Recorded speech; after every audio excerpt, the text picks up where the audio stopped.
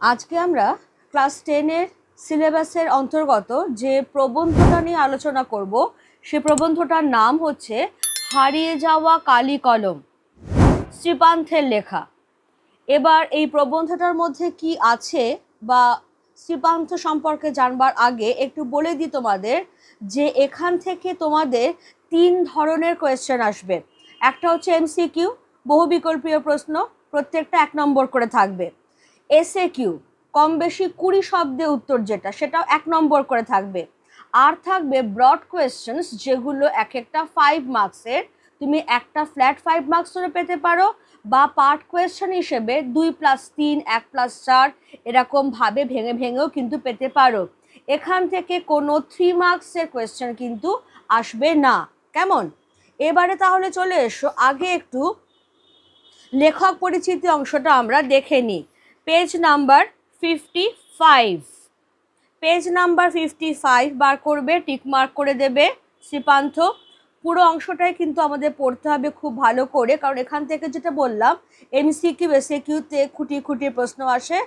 আর যদি বই ভালো করে পড়ো এবং ঠিক মতো বানান ভুল ছাড়া যদি আনসার করো তাহলে কিন্তু এমসিকিউ এসএকিউ তুমি অনায়াসে ফুল মার্কস তুলে নিতে পারবে। জন্ম মৃত্যু সাল এখানে দেওয়া রয়েছে 1932 থেকে 2004। এবার পড়াশোনা করেছেন তিনি এখনকার বাংলাদেশের যে ময়মনসিংহ জেলা সেখানেও, আবার কলকাতাতেও। এবার এই জায়গাটা খেয়াল করো, প্রকৃত নাম নিখিল সরকার, শ্রীপান্থ তার ছদ্মনাম। এইখান থেকে যে কোয়েশ্চেনটা আসে যে শ্রীপান্থের প্রকৃত নাম কি,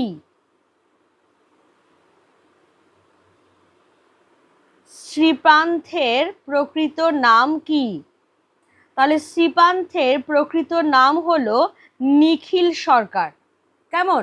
শ্রীপান্থটা তার ছদ্মনাম, ছদ্মনামে তিনি তার রচনাগুলো লিখছেন। তরুণ বয়স থেকেই সাংবাদিকতার সঙ্গে যুক্ত ছিলেন, চাকরি করেছেন আনন্দবাজার পত্রিকার সম্পাদকীয় বিভাগে। এই প্রসঙ্গে আমি একটা কথা বলে রাখি, একটা টার্ম আমি এখানে ইউজ করে দিচ্ছি, সেটা হলো কলকাতার কর্চা। এখনকার দিনে এটা খুব একটা বেরোয় না আনন্দবাজারে, কিন্তু আগেকার দিনের আনন্দবাজার তুমি যদি খুঁজে পেতে দেখো, বিভিন্ন গ্রন্থাগারে যদি যাও তাহলে সেখানে দেখবে পুরনো আনন্দবাজারে যে 3rd পেজটা, যে এডিটোরিয়াল পেজটা, সেখানে কলকাতার কর্চা বলে বেরোতো, ছোট ছোট ছোট ছোট ঘটনা এ সমস্ত। এগুলো সব কিন্তু শ্রীপান্থের লেখা ছিল। তো সেই প্রসঙ্গে বলা হচ্ছে যে আনন্দবাজার পত্রিকার সম্পাদকীয় বিভাগে তিনি চাকরি করেছেন। সাংবাদিকতার পাশাপাশি দীর্ঘদিন গভীর গবেষণা করেছেন। তার গবেষণার বিষয় কি ছিল? গবেষণার বিষয় ছিল সামাজিক ইতিহাস, বিশেষত কলকাতার সমাজ ও সংস্কৃতি। এবার উল্লেখযোগ্য বইয়ের কথা আসছে, দেবদাসী, ঠগী, হারেম ইত্যাদি বই। সেগুলোর সঙ্গে উল্লেখযোগ্য কলকাতা বিষয়ক বই। কলকাতা বিষয়ক বইয়ের মধ্যে কি পড়ছে? আজব নগরী, শ্রীপান্থের কলকাতা, যখন ছাপাখানা এলো, মহন্ত এলোকেশী সংবাদ, ক্যা বাত মে, মেটিয়াবুরুজের নবাব, বটতলা, কলকাতা। এইগুলো একটু জেনে রাখবে, কারণ এইগুলো থেকে কিন্তু আমাদের এমসিকিউতে আসে। ধরো তোমাকে 4টে বইয়ের নাম দিয়ে দিল, দিয়ে বললো যে শ্রীপান্থের লেখা কোনটি, ফলে এইগুলো তুমি যদি জেনে রাখো তাহলে অনায়াসেই তুমি সেই উত্তরগুলো করতে পারবে। তাহলে এখান থেকে আমরা এইরকমভাবে একটা জেনারেলাইজ কোয়েশ্চেন করে নিতে পারি, সেটা হচ্ছে যে শ্রীপান্থের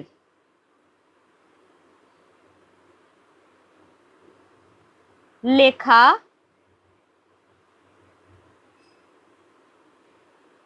বইগুলির নাম লেখো।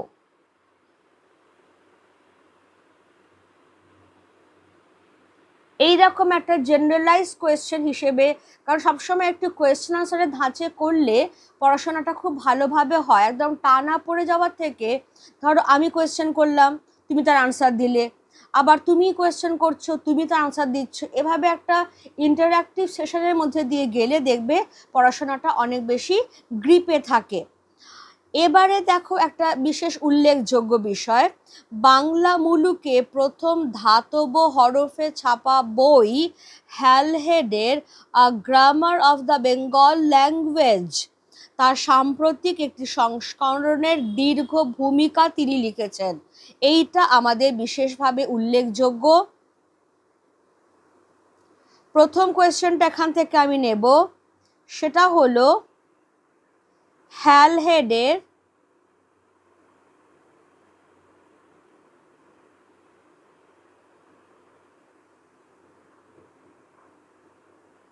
ব্যাকরণ বইয়ের নাম কি?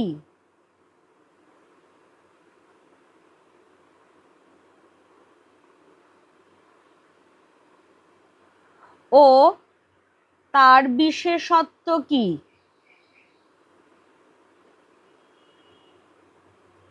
বইটার নাম তো পাওয়া গেল, a grammar of the Bengal language. আর বিশেষত্বটা কি? সেটা হচ্ছে যে বাংলা মুলুকে প্রথম ধাতব হরফে ছাপা, অর্থাৎ যে ছোট ছোট টাইপগুলো যেগুলো ধাতু দিয়ে তৈরি, মেটাল দিয়ে তৈরি, সেই প্রথম ধাতব হরফে ছাপা বই হচ্ছে a grammar of the Bengal language. আর শ্রীপান্থ কি করেছেন, সেই বইটার সাম্প্রতিক যে সংস্করণটা, মানে তখনকার দিনে সাম্প্রতিক যে সময়কার কথা বলা হচ্ছে এখানে, সেই সময়কার একটা সংস্করণের দীর্ঘ ভূমিকা তিনি লিখেছেন। এই হচ্ছে শ্রীপান্থ সম্পর্কে আমাদের বেসিক ইনফো। অর্থাৎ তিনি প্রধানত একজন সাংবাদিক এবং লেখক। আনন্দবাজার পত্রিকার সঙ্গে দীর্ঘকাল যুক্ত ছিলেন, ফলে একটা সংবাদপত্রের সঙ্গে যুক্ত থাকার সুবাদে বিভিন্ন অভিজ্ঞতা অর্জন করেছেন এবং সেই বিভিন্ন অভিজ্ঞতাই তার বইগুলোর মধ্যে দিয়ে ফুটে বেরিয়েছে। আর একটা কথা যেটা আমরা জানলাম সেটা হচ্ছে যে শ্রীপান্থ তার আসল নাম নয়, তার আসল নাম হচ্ছে নিখিল সরকার। শ্রীপান্থটা তার ছদ্মনাম। এবারে আমরা সরাসরি টেক্সটে চলে যাচ্ছি, পেজ নাম্বার 550।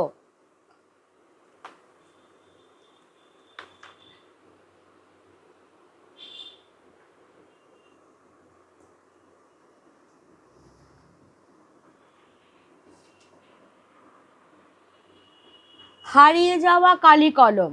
এখানে শুরুতেই আমি মূল গ্রন্থের নামটা দিয়ে দেব। হারিয়ে যাওয়া কালি কলম যে মূল গ্রন্থের অন্তর্গত সেটা হচ্ছে কালি কলম মন।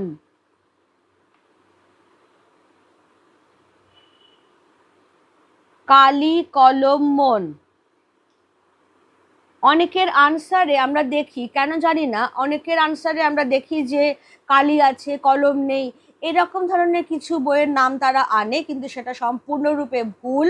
মূল গ্রন্থের নাম হচ্ছে কালি কলম মন। এবার স্টার্ট করছি আমরা। একটা কথা শুরুতেই বলে দিই যে এই প্রবন্ধটার মধ্যে আমরা অসংখ্য প্রবাদের উল্লেখ পাবো। তেমন সেই প্রবাদগুলো যখন পড়াতে পড়াতে যাব তখন সেগুলো আমি 1 2 3 4 করে মার্ক করতে করতে যাব। যদি কোনোটা মিস করে যাই তোমরা আমাকে ডেফিনেটলি কমেন্ট বক্সে সেটা কিন্তু জানিও।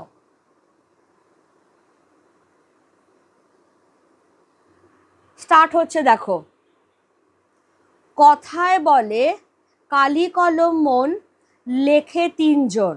তাহলে এটা আমাদের প্রবাদ নাম্বার 1 হয়ে গেল, কারণ কথায় বলে মানেটাই হচ্ছে প্রবাদ, জনশ্রুতি। কিন্তু কলম কোথায়? আমি যেখানে কাজ করি সেটা লেখালেখির আপিস, সবাই এখানে লেখক, কিন্তু আমি ছাড়া কারো হাতে কলম নেই। সকলের সামনেই চৌকো আয়নার মতো একটা কাঁচের স্ক্রিন বা পর্দা, আর তার নিচে টাইপরাইটারদের মতো একটা কিবোর্ড। প্রতিটি বোতামে ছাপা রয়েছে একটি করে হরফ। লেখকরা অনবরত তা দিয়ে লিখে চলেছেন। মাঝে মাঝে লেখা থামিয়ে তাকাচ্ছেন সেই পর্দার দিকে, যা ইতিমধ্যে লেখা হয়েছে তাই ফুটে উঠেছে পর্দায়। আমি যা লিখি ওরা ভালোবেসে আমার লেখাকে এভাবে ছাপার জন্য তৈরি করে দেন। একদিন যদি কোনো কারণে কলম নিয়ে যেতে ভুলে যাই তবেই বিপদ।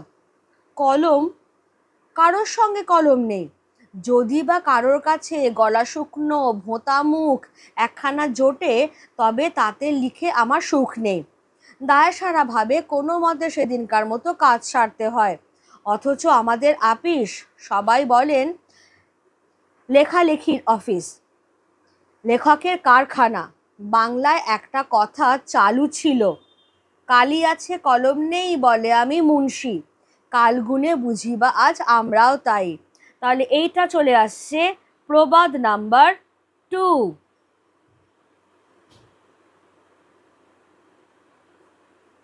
এই জায়গাটার মধ্যে কি বলছেন শ্রীপান্থ? শ্রীপান্থ বলছেন যে কালি কলম মন লেখে তিনজন। অর্থাৎ যখন আমরা কিছু লিখতে যাই তখন সেটা কোনো একজনের সৃষ্টি হয় না। প্রথমে মন সেই ভাবনাটা ভাবে, তারপরে সেই ভাবনাটাকে লেখার রূপে প্রকাশ করে কালি ভর্তি কলম। সুতরাং কালি, কলম এবং মন এই তিনজনে মিলে সৃষ্টি করে একটা লেখা। কিন্তু এবার শ্রীপান্তের আফসোস হচ্ছে যে তিনি কাজ করেন একটা লেখালেখির আপিসে।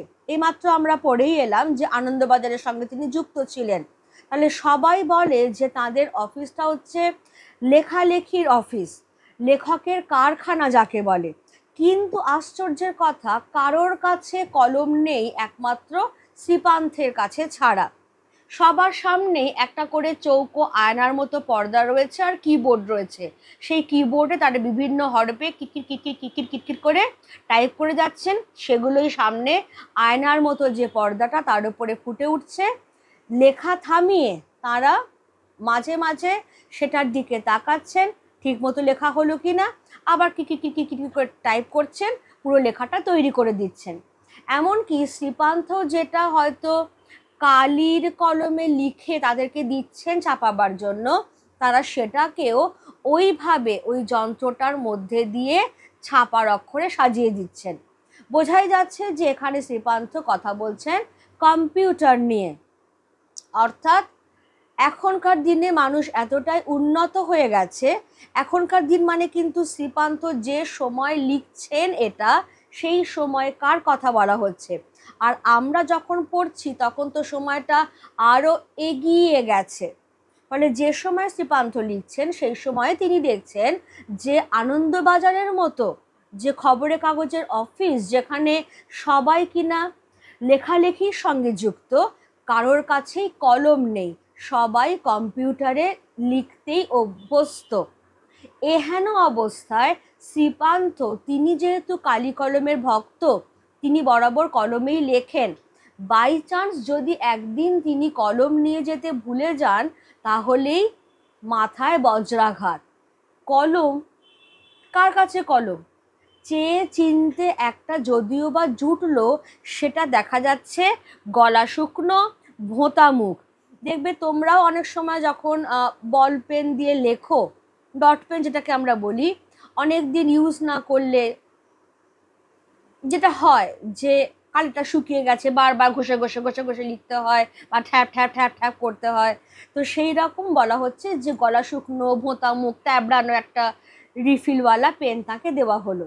সেটা দিয়ে সেদিনকার মতো হয়তো তিনি কাজ সারলেন, কিন্তু তাতে তার মনের, তার আত্মার শান্তিটা হলো না। অথচ তাদের অফিসটাকে বলা হয় কিনা লেখালেখির অফিস বলে তিনি বাংলার আরেকটা প্রবাদের উল্লেখ করছেন, কালি নেই কলম নেই বলে আমি মুন্সি। মুন্সি কথাটার অর্থ হচ্ছে লেখক, পণ্ডিত, বিদ্বান যাকে বলে। অর্থাৎ যেমন বলে না, ঢাল নেই তলোয়ার নেই নিধিরাম সর্দার, সেরকমই বাংলায় একটা কথা প্রচলিত আছে, কালি নেই কলম নেই বলে আমি মুন্সি। তো সেই রকমভাবে কালগুনে বুঝি বা আজ আমরাও তাই। আমরাই মানে শ্রীপান্থের সময়কার যারা লেখকরা, তারা কালের প্রভাবে সেই রকমই হয়ে গেছেন। অর্থাৎ তাদের কাছে কালিও নেই কলমও নেই, অথচ তারাই কিনা লেখক। কেমন? একটু হাসি মজা করি, বিষয়টা শুরু হলো। এবার শ্রীপান্থ ধীরে ধীরে অতীতের দিকে ফিরছেন, যে কেন তিনি কালি কলমের ভক্ত। চলে এসো পেজ নাম্বার 51। তার আগে আমি একটু পেজ নাম্বার 50-তে যাব। সেটা হচ্ছে কথায় বলে। এখান থেকে তোমার যে কোয়েশ্চেনটা আসবে সেটা হলো কথায় কি বলে। প্রবাদটাই পুরো তুলে দেবে। কথায় বলে কালি কলম মন লেখে তিনজন। আচ্ছা, এবারে আমি যেখানে কাজ করি সেটা লেখালেখির আপিস। এখান থেকে তোমার কোয়েশ্চেনটা আসতে পারে, সেটা হচ্ছে যে শ্রীপান্থ কোথায় কাজ করেন। শ্রীপান্থ যেখানে কাজ করেন সেটা লেখালেখির আপিস। ঠিক আছে, এবারে আরেকটা, যেটা বাংলায় একটা কথা চালু আছে, এই জায়গাটা, এখান থেকে তোমার কোয়েশ্চেনটা আসতে পারে।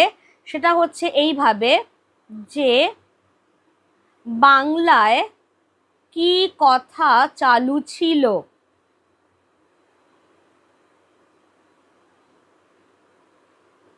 বাংলায় কি কথা চালু ছিল, পুরো প্রবাদটাই উঠে আসবে। বাংলায় যে কথাটা চালু ছিল, কালি নেই কলম নেই বলে আমি মুন্সি। হলো। এবারে এসো, লেখক অতীতের দিকে পা বাড়াচ্ছেন। আমি গ্রামের ছেলে। 50-60 বছর আগে আমার মতো যাঁরা বাংলার অজ পাড়াগাঁয়ে জন্মেছেন তাঁরা হয়তো বুঝবেন কলমের সঙ্গে আমাদের কি সম্পর্ক। আমরা কলম তৈরি করতাম রোগা বাঁশের কঞ্চি কেটে। মুশকিল হতো কলমের মুখটি চিরে দেওয়ার সময়। বড়রা শিখিয়ে দিয়েছিলেন কলম শুধু সূচালো হলে চলবে না, কালি যাতে একসঙ্গে গড়িয়ে না পড়ে তার জন্য মুখটা চিরে দেওয়া চাই। তবে কালি পড়বে ধীরে ধীরে চুইয়ে। কোথায় পড়বে? না, লেখার পাতে। লেখার পাত বলতে শৈশবে আমাদের ছিল কলা পাতা, তাই কেটে কাগজের মতো সাইজ করে নিয়ে আমরা তাতে হোম টাস্ক করতাম, আর সেগুলি বান্ডিল করে নিয়ে যেতাম স্কুলে। মাস্টারমশাই দেখে বুঝে আড়াআড়িভাবে একটা টানে তা ছিঁড়ে ফেরত দিতেন পড়ুয়াদের। আমরা ফেরার পথে কোনো পুকুরে তা ফেলে দিয়ে আসতাম। বাইরে ফেললে গরু খেয়ে নিলে অমঙ্গল। অক্ষর জ্ঞানহীনকে লোকে বলে ওর কাছে ক অক্ষর গোমাংস। গরুকে অক্ষর খাওয়ানো নাকি পাপ।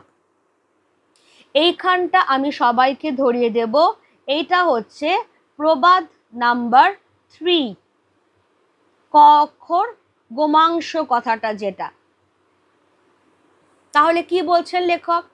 তিনি বলছেন যে তিনি গ্রামের ছেলে, গ্রামেই জন্মেছেন, বড় হয়েছেন। 50-60 বছর আগে, অর্থাৎ যখন তিনি এই হারিয়ে যাওয়া কালি কলমটা লিখছেন তারও 50-60 বছর আগেকার কথা বলা হচ্ছে, যখন তিনি জন্মেছেন। বাংলার অজ পাড়াগাঁয়ে প্রত্যন্ত গ্রামে তার জন্ম, এবং যারা ওই সময়কার মানুষ তারাই বুঝতে পারবেন যে কলমের সঙ্গে, বা বলা ভালো কালিখেকো কলমের সঙ্গে লেখকের সম্পর্কটা ঠিক কতটা গভীর। লেখকরা কিভাবে কলম তৈরি করতেন? তারা রোগা বাঁশের কঞ্চি কেটে কলম তৈরি করতেন।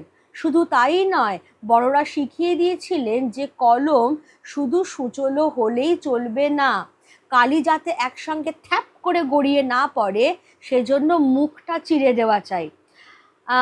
একটা রেফারেন্স দেব, তোমরা ফাউন্টেন পেন সবাই দেখেছো, দেখবে ফাউন্টেন পেনের নিপটা কিন্তু একটু চেরা থাকে। তো ঠিক সেই ব্যাপারটা, যে কলমের মুখটা, ওই যে রোগা বাঁশের কঞ্চি কেটে কলম বানাচ্ছেন, মুখটা সুচলো করছেন, সবই ঠিক আছে, কিন্তু সেই সঙ্গে একটু চিরেও দিতে হচ্ছে যাতে কালিটা একসঙ্গে থপ করে না পড়ে ধীরে ধীরে চুইয়ে চুইয়ে পড়বে। এবার কোথায় পড়বে? না, যেখানে তিনি লিখছেন সেই লেখার পাতায় পড়বে। তো তাদের কাছে লেখার পাতা বলতে ছিল কলা পাতা, সেটাকেই তারা সাইজ করে কাগজের মতো সাইজ করে কেটে কেটে নিয়ে একটা বান্ডিল করতেন, তাতেই তারা হোম টাস্ক করতেন এবং সেই হোম টাস্কওয়ালা বান্ডিল তারা পাঠশালায় পণ্ডিত মশাইয়ের কাছে নিয়ে গিয়ে দেখাতেন। এবার পণ্ডিত মশাই কি করতেন, হোম টাস্ক দেখা হয়ে যাবার পর তিনি যে দেখেছেন তার প্রমাণস্বরূপ সেটাকে আড়াআড়িভাবে ছিঁড়ে দিলেন। এবার লেখকরা যখন বাড়ি ফিরে আসতেন তখন সেই আড়াআড়িভাবে ছেঁড়া হোম টাস্ক করা কলা পাতাগুলো তারা কোনো পুকুরে ফেলে দিতেন, কারণ বাইরে ফেললে গরু খেয়ে নেবে, গরুকে অক্ষর খাওয়ালে পাপ হবে। কারণ কথায় বলে যে ওর কাছে ক অক্ষর গোমাংস, অর্থাৎ হিন্দুদের কাছে গরুর মাংস হচ্ছে নিষিদ্ধ বস্তু, অপবিত্র। তেমনি তখনকার দিনে বিশ্বাস ছিল যে কেউ যদি গরুকে অক্ষর খাওয়ায়, মানে ওই কলা পাতাটা বাইরে ফেলেছে, গরু খেয়ে নিয়েছে, ফলে সেই ব্যক্তি বিদ্যাহীন হয়ে যাবে, তার কাছে ক অক্ষর তখন গোমাংসের সমান নিষিদ্ধ, অপবিত্র হয়ে যাবে, অর্থাৎ বিদ্যা আর থাকবে না তার কাছে। ফলে এই ভয়ের চোটেই তারা সেই হোম টাস্ক দেখে দেওয়া ছেঁড়া কলা পাতাগুলো পুকুরে ফেলে দিয়ে আসতেন। এই হচ্ছে মোদ্দা বিষয়। এবার এখান থেকে আমরা ছোট ছোট যে কোয়েশ্চেনগুলো, এখান থেকে দেখো, আমরা কলম তৈরি করতাম রোগা বাঁশের কঞ্চি কেটে। এইখান থেকে যে কোয়েশ্চেনটা আমরা করতে পারি সেটা হচ্ছে, লেখকরা কিভাবে কলম তৈরি করতেন?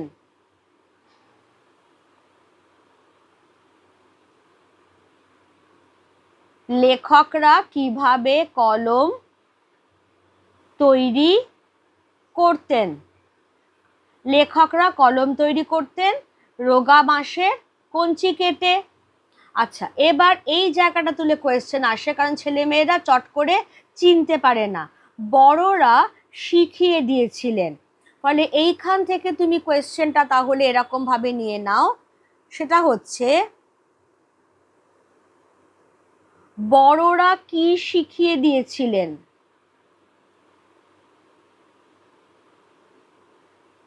বড়রা কি শিখিয়ে দিয়েছিলেন?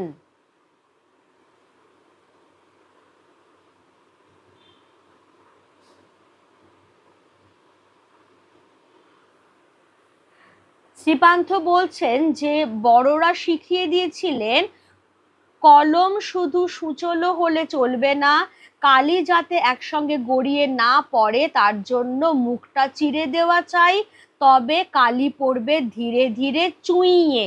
এই পর্যন্ত হয়ে গেল তোমার আনসার। এবারে এখানটায় লেখার পাত বলতে শ্রীপান্থদের কাছে কি ছিল বা লেখকদের কাছে কি ছিল? তোমার আনসার হবে, লেখার পাত বলতে লেখকদের শৈশবে ছিল কলা পাতা। কেমন? এবারে যেটা হচ্ছে যে এই জায়গাটা হোম টাস্কের প্রসঙ্গটা, হোম টাস্কের প্রসঙ্গটা কিরকম ভাবে আসবে, যে ধরো এরকম কোয়েশ্চেন এলো, লেখকরা হোম টাস্ক করে নিয়ে পণ্ডিত মশাইকে দেখালে তিনি কি করতেন? আনসার কি হবে? লেখকরা হোম টাস্ক করে নিয়ে পণ্ডিত মশাইকে দেখালে মাস্টার মশাই দেখে বুঝে আড়াআড়িভাবে একটা টানে তা ছিঁড়ে ফেরত দিতেন পড়ুয়াদের। এই তোমার কোয়েশ্চেন, এই তোমার আনসার হয়ে গেল। এবারে যেটা সেটা হচ্ছে যে আমরা ফেরার পথে কোনো পুকুরে তা ফেলে দিয়ে আসতাম। এইখান থেকে আমি যে কোয়েশ্চেনটা নেব সেটাতে আমি একটু অ্যাস্টেরিস্ক মার্কস দিয়ে সার্কেল করছি এবং সেটাকে একদম তুলে দিচ্ছি এই ওপরটাতে। কি নিচ্ছি? সেটা হচ্ছে যে হোম টাস্কের পাতা লেখকরা পুকুরে ফেলে দিয়ে আসতেন কেন?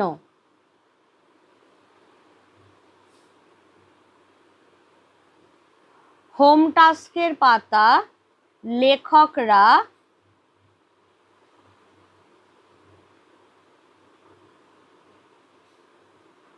পুকুরে ফেলে আসতেন কেন?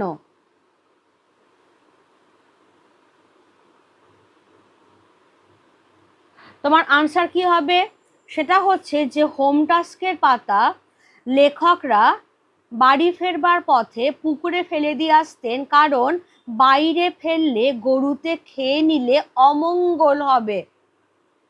গরুকে অক্ষর খাওয়ানো পাপ। ঠিক যে অংশটা আমি আন্ডারলাইন করে দিলাম এই দুটো জায়গা, সেই দুটো জায়গা হচ্ছে তোমার আনসার। হয়ে গেল। তাহলে এই পর্যন্ত আমরা দেখে নিলাম যে ছোট্টবেলায় যখন লেখকরা সবেমাত্র পড়াশোনা শুরু করছেন তখন কিরকম ভাবে তারা পড়াশোনা করছেন ইত্যাদি। এবারে এখানে আমরা পেলাম কলম কিভাবে তৈরি হচ্ছে, লেখার পাতা বলতে কলা পাতা। এবার কালির ব্যাপারটা আসছে। আমরা কালিও তৈরি করতাম নিজেরাই, অবশ্য মা পিসি দিদিরাও সাহায্য করতেন। প্রাচীনেরা বলতেন তিল ত্রিফলা শিমুল ছালা, ছাগ দুগ্ধে করি মেলা, লৌহ পাত্রে লোহায় ঘষি, ছিঁড়ে পত্র না ছাড়ে মসি। ভালো কালি তৈরি করতে হলে এই ছিল তাদের ব্যবস্থাপত্র। তাহলে এইটুকু আগে বুঝে নি। সেটা হচ্ছে শ্রীপান্থ বলছেন যে আমরা কালিও তৈরি করতাম নিজেরাই। আমরা বলতে কাদের বোঝানো হচ্ছে? আমরা বলতে লেখক শ্রীপান্থ এবং তার সহপাঠীদের বোঝানো হচ্ছে। তারা বলছেন যে তারা কালি তৈরি করতেন নিজেরাই, কলম বানাচ্ছেন নিজেরাই, লেখার পাতা কলা পাতা সেগুলোকে কাগজের মতো সাইজ করে কাটছেন তারাই, আবার কালিও তৈরি করছেন তারাই। তবে হ্যাঁ, সেক্ষেত্রে ডেফিনেটলি মা পিসি দিদিরাও তাদেরকে সাহায্য করতেন। এবার একটা কথা চালু ছিল, প্রবীণেরা বলতেন, কি বলতেন? তিল ত্রিফলা শিমুল ছালা, ছাগ দুগ্ধে করি মেলা, লৌহ পাত্রে লোহায় ঘষি, ছিঁড়ে পত্র না ছাড়ে মসি। এই ত্রিফলা, এই ত্রিফলাটা আমি একটুখানি সবাইকে বলবো মার্ক করে নিতে, কারণ পরীক্ষায় এরকম দু একটা খিটকেল ধরনের কোয়েশ্চেন কিন্তু আসে। ত্রিফলা একটু করে রাখা ভালো। সেটা হচ্ছে আমলকি,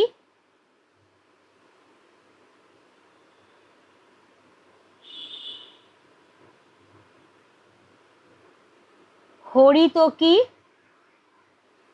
আর বহেড়া। এই তিনটে ফলকে একসঙ্গে বলা হচ্ছে ত্রিফলা। এবার প্রাচীনেরা কি বলতেন? প্রাচীনেরা বলতেন যে তিল ত্রিফলা শিমুল ছালা, অর্থাৎ তিল তিন রকমের ফল আর শিমুল গাছের ছাল, এই সব কিছুকে ছাগলের দুধের সঙ্গে ভালো করে মেশাও, তারপরে লোহার পাত্রে লোহা দিয়েই সেটাকে ভালো করে ঘষো, ভালো করে ঘষো, এমন কালি তৈরি হবে। বলা হচ্ছে ছিঁড়ে পত্র না ছাড়ে মসি। মসি কথাটার অর্থ হচ্ছে কালি। মসি কথাটার অর্থ হলো কালি। তাহলে এমন টেকসই কালি তৈরি হবে যে পাতা ছিঁড়ে যাবে কিন্তু কালি ক্ষয়ে যাবে না, নষ্ট হবে না। এই রকম ভালো কালি তৈরি করতে হলে এই ছিল তাদের ব্যবস্থাপত্র। এবার শ্রীপান্থ বলছেন আমরা এত কিছু আয়োজন কোথায় পাবো? তিল, তিন রকম ফল, শিমুল গাছের ছাল, ছাগলের দুধ, লোহার পাত্র, তার সঙ্গে একটা লোহার জিনিস যা দিয়ে ঘষতে হবে, এত কিছু আয়োজন তো আমাদের ছিল না। আমাদের ছিল সহজ কালি তৈরি পদ্ধতি। এইটাকে আমি পুরো আন্ডারলাইন করে দিলাম, কারণ এখান থেকে কোয়েশ্চেন আসবেই আসবে। কি কোয়েশ্চেন আসবে? লেখকরা কিভাবে কালি তৈরি করতেন। এটা ডেফিনেটলি বুঝতেই পারছো যে শর্ট আনসার টাইপ না, এটা ব্রড কোয়েশ্চেন টাইপ। লেখকরা কিভাবে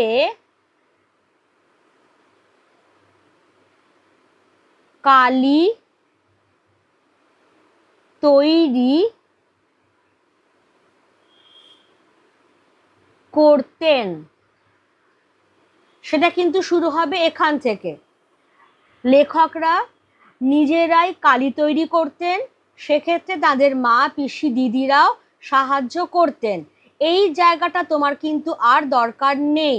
এবার এখান থেকে আনসারটা শুরু হচ্ছে। বাড়ির রান্না হতো কাঠের উনুনে, তাতে কড়াইয়ের তলায় বেশ কালি জমতো।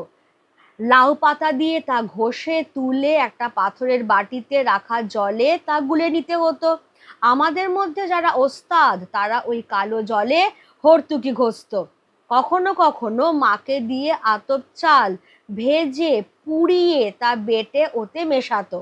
সব ভালো করে মেশাবার পর একটা খুন্তির গোড়ার দিকটা পুড়িয়ে লাল টকটক করে সেই জলে ছ্যাঁকা দেওয়া হতো।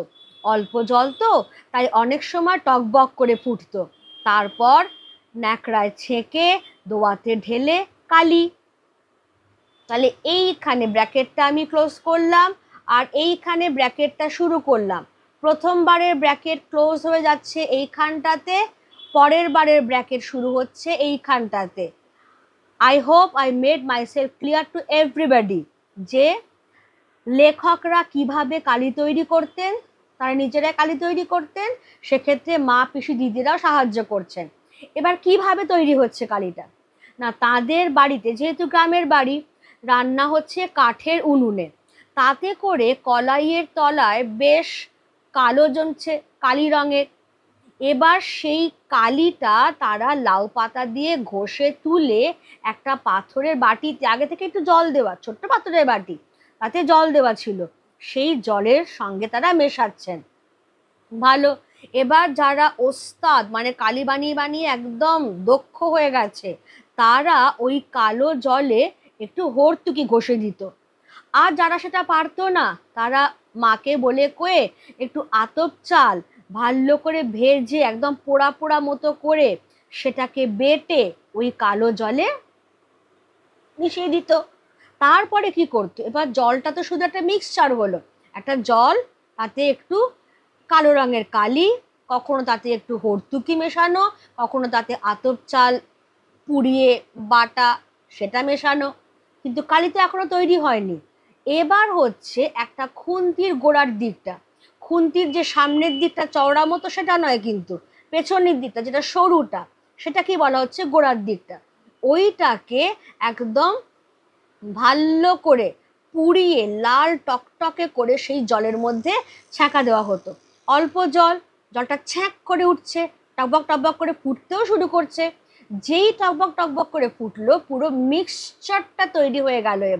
এবারে ওই গরম মিক্সচারটাকে তুমি ন্যাকড়ায় ছেঁকে দোয়াতে যেই ভরলে, তখনই যে হার্ড পার্টিকেলস যেগুলো রয়েছে সেগুলো ওই যে ছাঁকনির মতো ন্যাকড়াটা তাতে আটকে গেল, বাকিটা যেটা দোয়াতে পড়লো সেটাই তোমার কালি। এইভাবেই তারা ঘরোয়া সহজ পদ্ধতিতে কালি তৈরি করতেন। এবার বলা হচ্ছে দোয়াত মানে মাটির দোয়াত। এবারে বাঁশের কলম, মাটির দোয়াত, ঘরে তৈরি কালি আর কলা পাতা, বলতে গেলে তাই নিয়ে আমাদের প্রথম লেখালেখি। এইখান থেকে আমরা টুক করে একটা কোয়েশ্চেন নিয়ে নেব যে কি নিয়ে লেখকদের প্রথম লেখালেখি।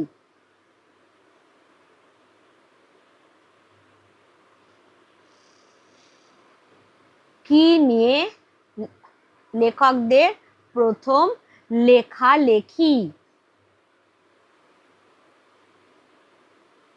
সেটা যেটা এক্ষুনি বলা হলো, লেখকই বললেন যে বাঁশের কলম, মাটির দোয়াত, ঘরে তৈরি কালি আর কলা পাতা, এই নিয়ে লেখকদের প্রথম লেখালেখি হয়ে গেল।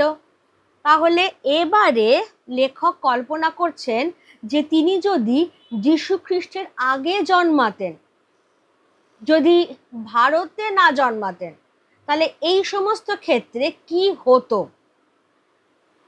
ভাবি, আচ্ছা, আমি যদি যীশু খ্রিস্টের আগে জন্মাতাম, যদি ভারতে জন্ম না হয়ে আমার জন্ম হতো প্রাচীন মিশরে, আমি যদি বাঙালি না হয়ে হতাম প্রাচীন সুমেরিয়ান বা ফিনিশিয়ান, যারা সুমেরীয় অঞ্চলের মানুষ তাদেরকে বলা হয় সুমেরিয়ান, যারা ফিনিশীয় অঞ্চলের মানুষ তাদেরকে বলা হয় ফিনিশিয়ান। এগুলো কিন্তু একটু ভালো করে শুনতে শুনতে যেও। তাহলে লেখক যদি প্রাচীন মিশরে জন্মাতেন তাহলে কি হতো? তাহলে তিনি নীল নদের তীর থেকে একটা নলখাগড়া ভেঙে নিয়ে আসতাম, সেটিকে ভোঁতা করে তুলি বানিয়ে লিখতাম, হয়তো সূচালো করে কলম বানাতাম। কেমন? এটা হচ্ছে মিশরের প্রসঙ্গ।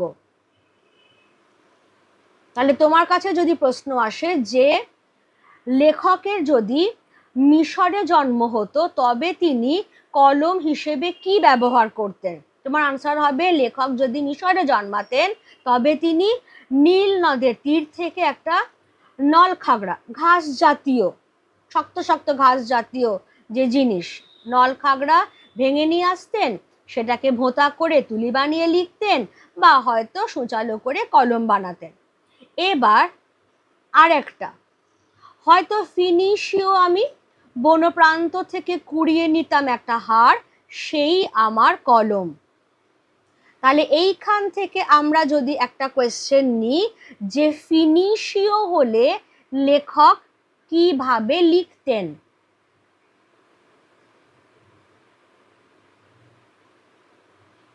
ফিনিশীয় হলে লেখক কিভাবে লিখতেন?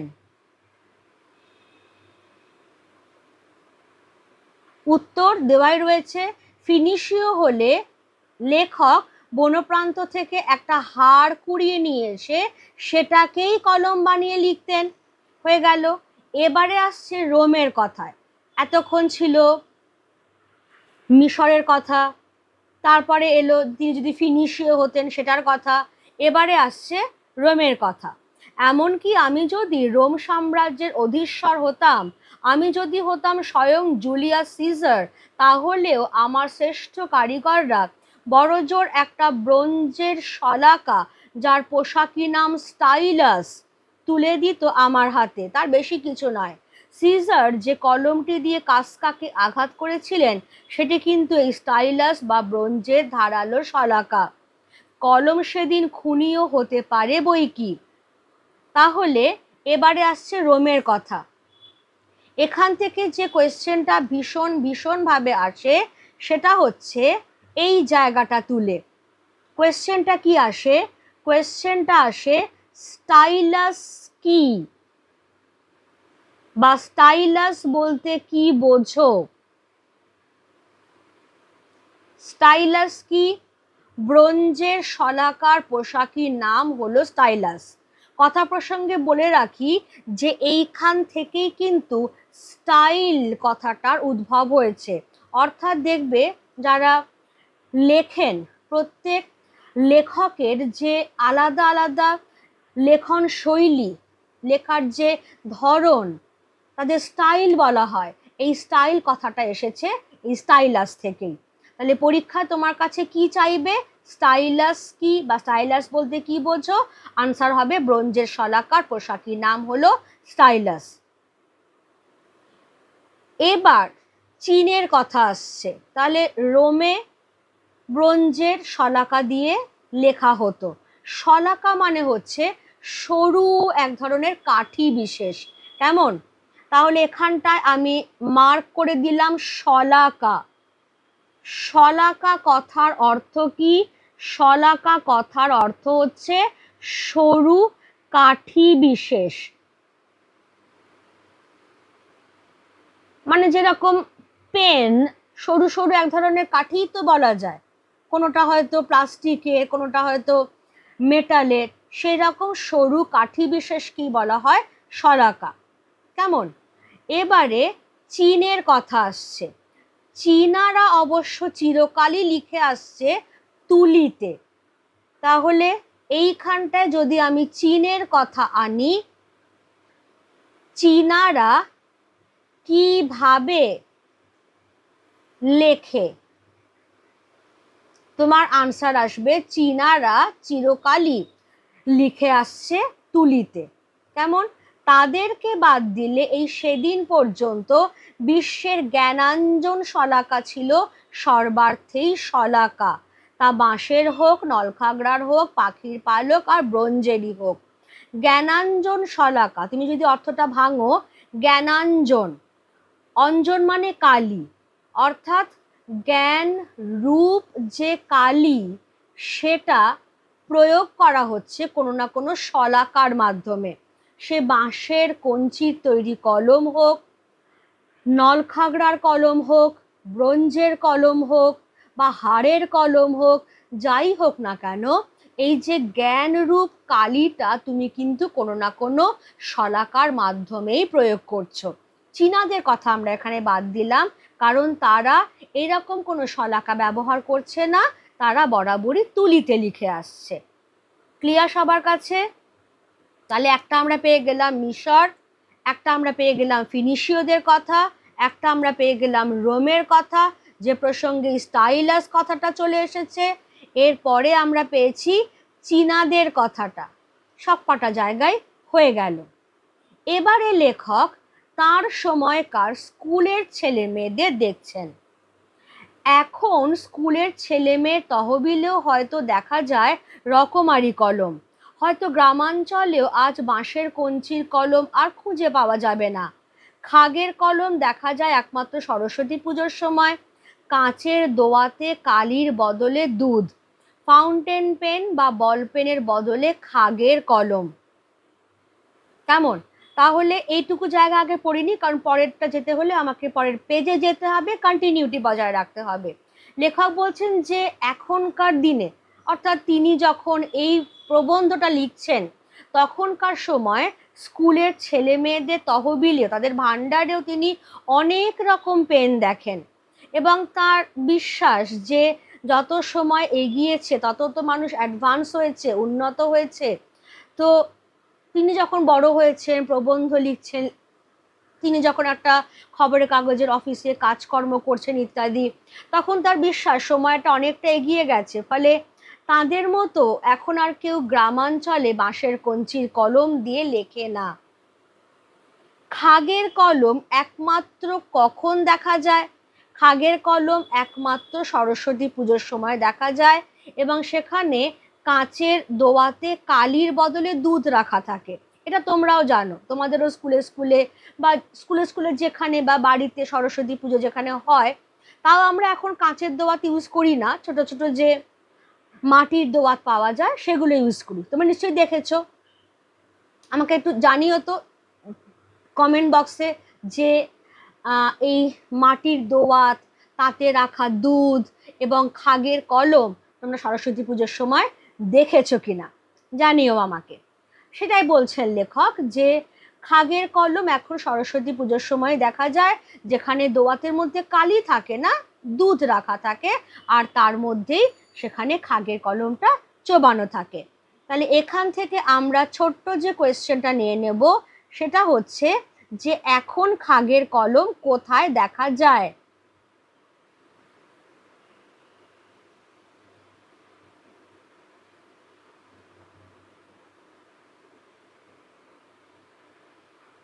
এখন খাগের কলম কোথায় দেখা যায়? তোমার আনসার আমি এখানে আন্ডারলাইন করেই দিয়েছি যে এখন খাগের কলম দেখা যায় একমাত্র সরস্বতী পুজোর সময়। হলো। আর তোমাদের জন্য কিন্তু আমি একটা কোয়েশ্চেন দিয়েছি, সেটা হচ্ছে যে তোমরা সরস্বতী পুজোর সময় মাটির দোয়াত, তাতে দুধ, খাগের কলম দেওয়া, এগুলো দেখেছো কিনা আমাকে একটু কমেন্টে জানিও। এবার লেখক বলছেন যে পালকের কলমও আর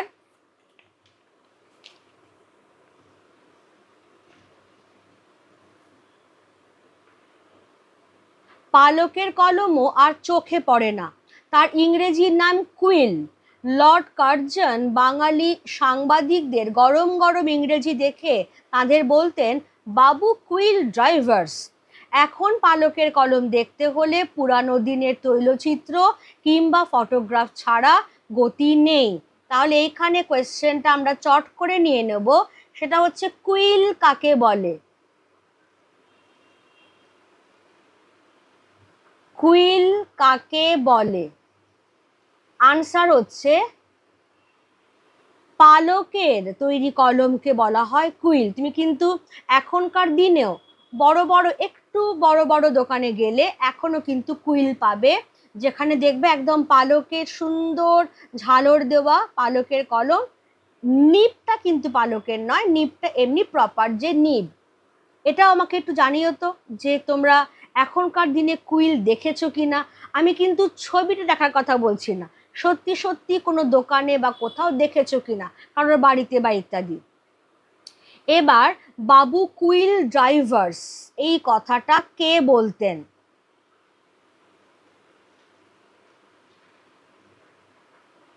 বাবু কুইল কে বলতেন এবং কেন? এটা দুটো মিলিয়ে একটা 1 মার্কের কোয়েশ্চেন আসে।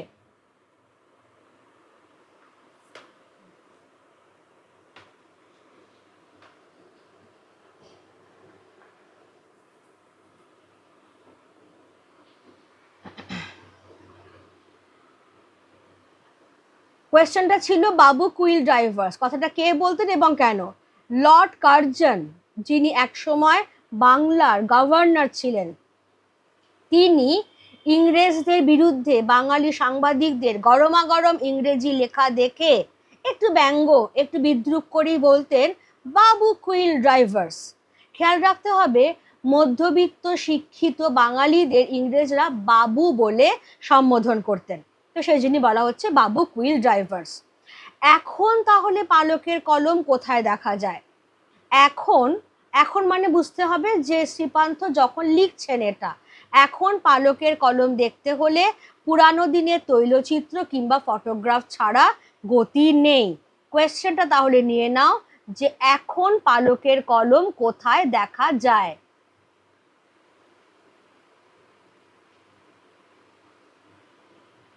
এখন পালকের কলম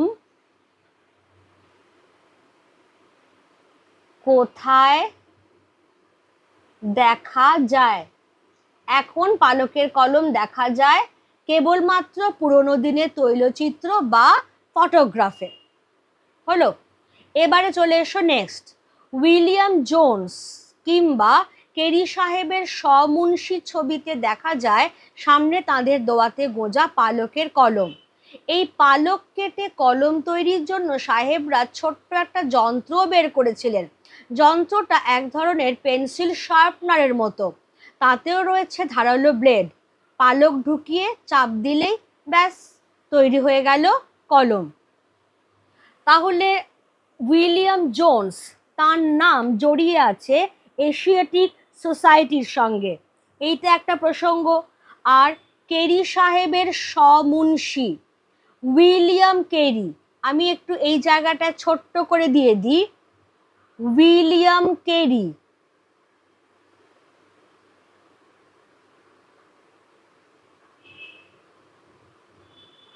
ফোর্ট উইলিয়াম কলেজের বাংলা বিভাগের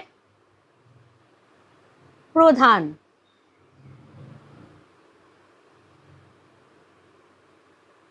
ফোর্ট উইলিয়াম কলেজের বাংলা বিভাগের প্রধান।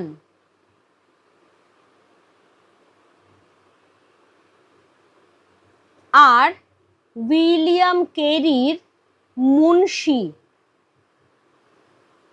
মুন্সি মানে লেখক, আগেই পড়েছি আমরা, তার নাম হচ্ছে রামরাম বসু। ইনিও ফোর্ট উইলিয়াম কলেজের লেখক গোষ্ঠীর মধ্যে অন্যতম প্রধান একজন ব্যক্তি।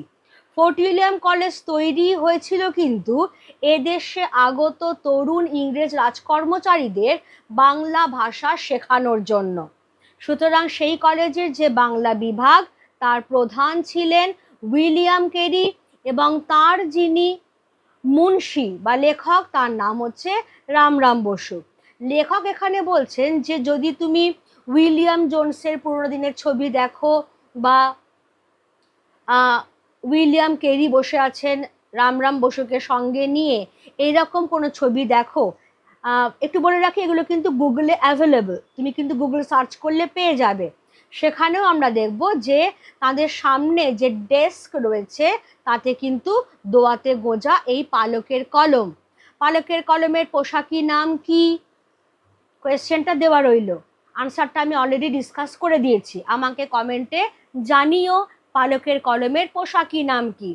তো সেই পালকের কলম, সেই পালক কেটে কলম বানাবার যন্ত্র সাহেবরা আবিষ্কার করেছিলেন, যেটা এখনকার দিনের পেন্সিল শার্পনারের মতো। একটু পালকটাকে ঢোকালো, একটু ঘোরালো, ব্যাস কলমটা তৈরি হয়ে গেল। বাকিটা যেরকম পালক সেরকম পালক। কেমন? এবারে যেটা বলছেন শ্রীপান্থ, পালকের কলম তো দূরস্থান, দোয়াত কলমই বা আজ কোথায়?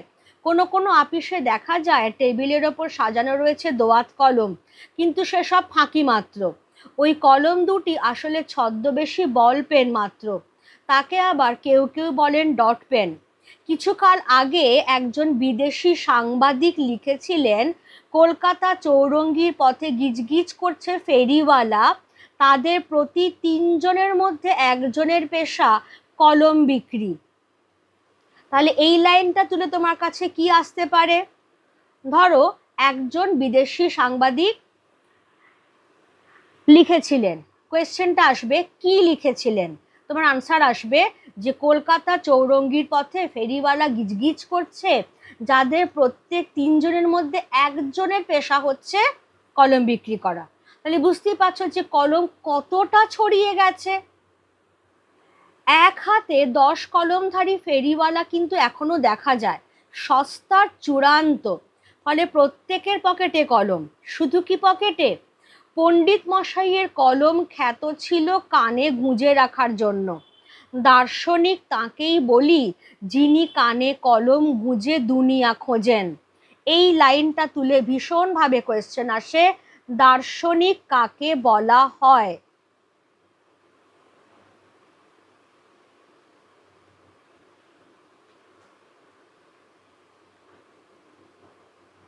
শ্রীপান্থ বলছেন দার্শনিক তাকেই বলা হয় যিনি কানে কলম গুঁজে দুনিয়া খোঁজেন।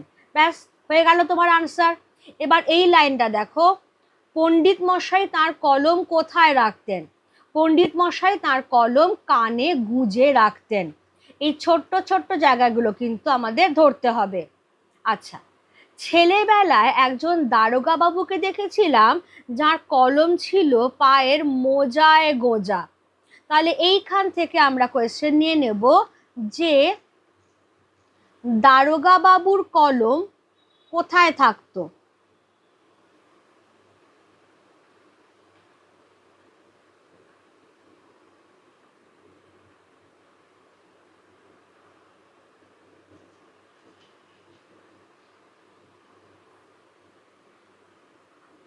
শ্রীপান্থ বলছেন তিনি ছেলেবেলায় একজন দারোগা বাবুকে দেখেছিলেন যার কলম থাকতো পায়ের মোজায় গোঁজা।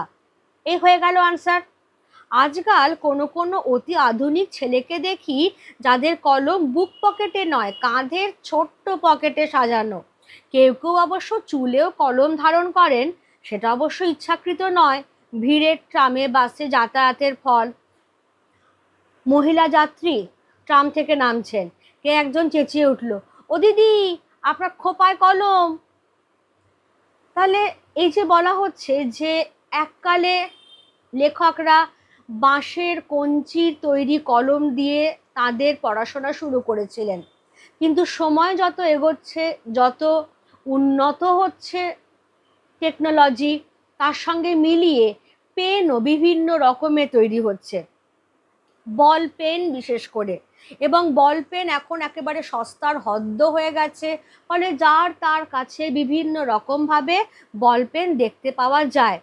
কেউ হয়তো বল পেন কানে গুঁজে রাখছেন, কেউ হয়তো বল পেন পায়ের মোজায় গুঁজে রাখছেন। আবার শ্রীপান্ত দেখছেন যে অতি আধুনিক ছেলেরা, ছেলে ছোকরারা আর কি, তারা কি করছে, কাঁধের ছোট্ট পকেটে কায়দা করে কলম গুঁজে রাখছে। আর একটু ঠাট্টা করে বলছেন অনেকে খোঁপাতেও কলম গুঁজে রাখেন, যদিও সেটা ইচ্ছাকৃত নয়। প্রচণ্ড ভিড় বাসে যাতায়াত করছেন বা ভিড় ট্রাম থেকে লাগলেন, কারোর একটা পকেটে হয়তো কলমটা গোঁজা ছিল, সেটা একজন ভদ্রমহিলার চুলের খোঁপায় সেঁটে গেছে। তিনি যখন নামছেন তখন বাকি যাত্রীরা তাকে বলছেন, ও দিদি, ও দিদি, আপনার খোঁপায় কলম। তখন সেই ভদ্রমহিলা, বুঝতেই পারছো কি বিব্রত অবস্থা। এটা নিয়েই বলছেন লেখক বিস্ফোরণ, কলম বিস্ফোরণ। একসময় বলা হতো কলমে কায়স্থ চিনি, গোঁফেতে রাজপুত। তাহলে এটা আমাদের প্রবাদ নম্বর কত হবে? আমি একটু ব্যাক করছি। এইখানটা যেটা আমরা পড়ে এসেছিলাম পেজ নাম্বার 51-এ, তিল ত্রিফলা শিমুল ছালা, এটা আমাদের কিন্তু প্রবাদ নাম্বার 4, কারণ ক অক্ষর গোমাংসের পরেই এটা প্রবাদ নাম্বার 4 বেরিয়ে গেছে।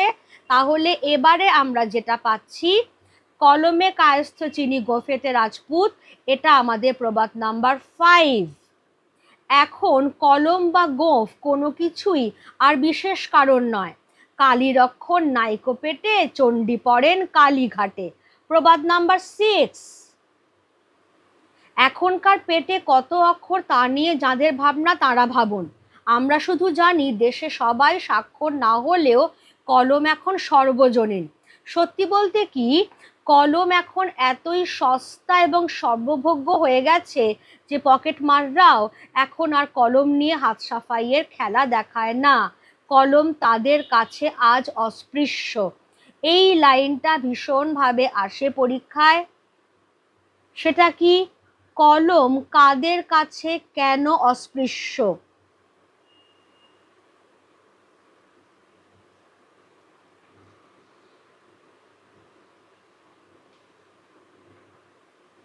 কলম কাদের কাছে কেন অস্পৃশ্য?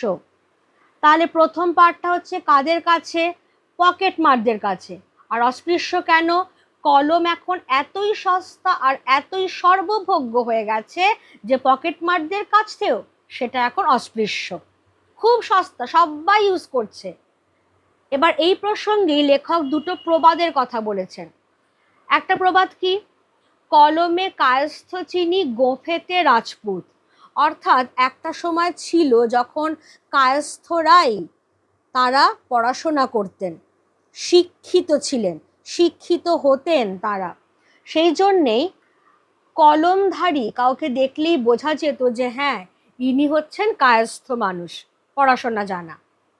আর গোঁফেতে রাজপুত, বিশাল চওড়া ইয়া তাগড়ায় গোঁফ দেখলে বোঝাই যেত যে ইনি রাজপুত না হয়ে যান না।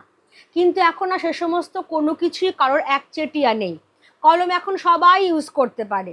তার জন্যই বলা হচ্ছে কালীর অক্ষর নাইকো পেটে, চণ্ডী পড়েন কালীঘাটে। অর্থাৎ এদিকে পেটে বিদ্যে নেই, অথচ কালীঘাটে বসে চণ্ডী পাঠ করছে। চণ্ডী পাঠ করছে, তার নামে যে কি করছে সেই জানে। সেজন্যই বলছেন যে এখন কেউ স্বাক্ষর হোক ছাই না হোক, পড়াশোনা জানুক বা না জানুক, সবার কাছেই কিন্তু তুমি কলম দেখতে পাবে।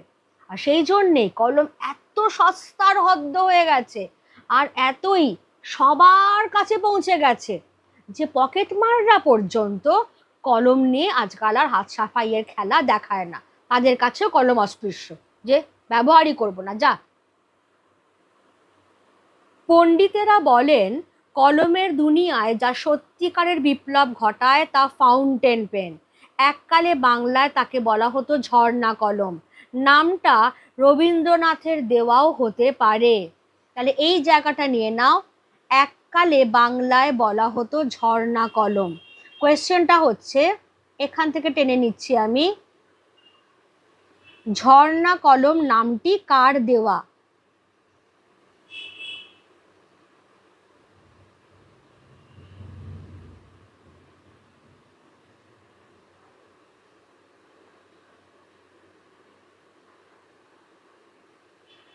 তুমি এখানে কিন্তু আনসারটা স্ট্রেট আনতে পারবে না।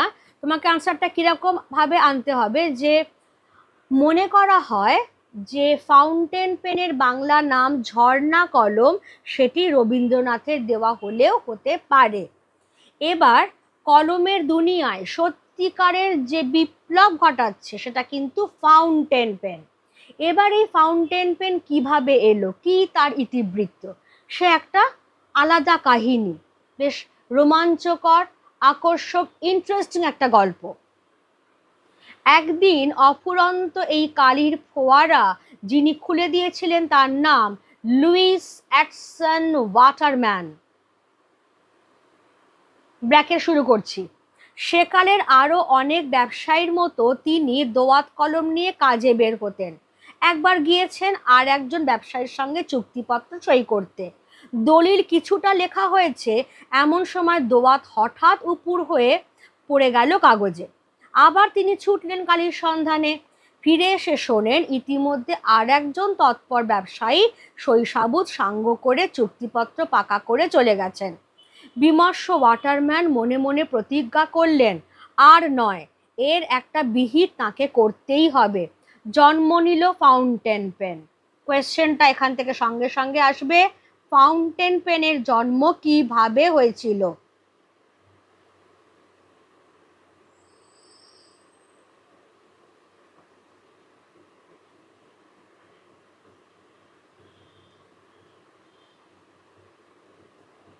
এটা একটু বড় আনসার হবে, যতটা আমি ব্র্যাকেট করলাম বুঝতেই পারছো।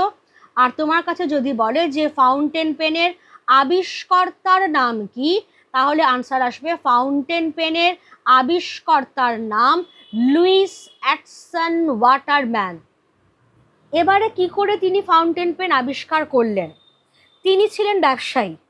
আরও অনেক ব্যবসায়ীর মতো তিনি একদিন গেছেন তার কাগজপত্র, দোয়াত, কলম সমস্ত কিছু নিয়ে আরেকজন ব্যবসায়ীর সঙ্গে চুক্তিপত্র পাকা করবেন বলে। দলিল সবেমাত্র অর্ধেক লেখা হয়েছে, এমন সময় অ্যাক্সিডেন্টালি দোয়াতটা উপুর হয়ে পড়ে গেল সেই দলিলের ওপর, নষ্ট। তখন ওয়াটারম্যান তড়িঘড়ি করে ছুটলেন আরেকটা দোয়াত আর কালির জোগাড় করতে। যতক্ষণে ফিরে এলেন কম্পিটিশনের বাজার, দেখা গেল যে আর একজন অতি তৎপর ব্যবসায়ী ওই ব্যবসায়ীর সঙ্গে দলিলপত্র সই-সাবুত পাকা করে চলে গেছেন। ফলে ওয়াটারম্যানের হাত থেকে সেই চুক্তিপত্রটা বেরিয়ে গেল, ক্ষতি হলো তার। খুব দুঃখিত হয়ে পড়লেন, কিন্তু ভেঙে পড়লেন না। দুঃখিত হয়ে পড়ে মনে মনে প্রতিজ্ঞা করলেন যে এর একটা উপায়, এর একটা বিহিত তো তাকে করতেই হবে। এবং তার থেকেই জন্ম নিল ফাউন্টেন পেন, যে ফাউন্টেন পেন কলমের দুনিয়ায় রীতিমতো বিপ্লব ঘটিয়ে দিল। এবার লেখক বলছেন তার ফাউন্টেন পেন কেনবার কথা। আমার মনে পড়ে প্রথম ফাউন্টেন কেনার কথা। এখানটা ব্র্যাকেট করবে, ব্র্যাকেটটা কোথায় ক্লোজ হবে সেটা আমি বলে দিচ্ছি। এবার এই জায়গাটা থেকে এখান থেকে কোয়েশ্চেন আসে, মানে আসে না এমন নয় আর কি। লেখকের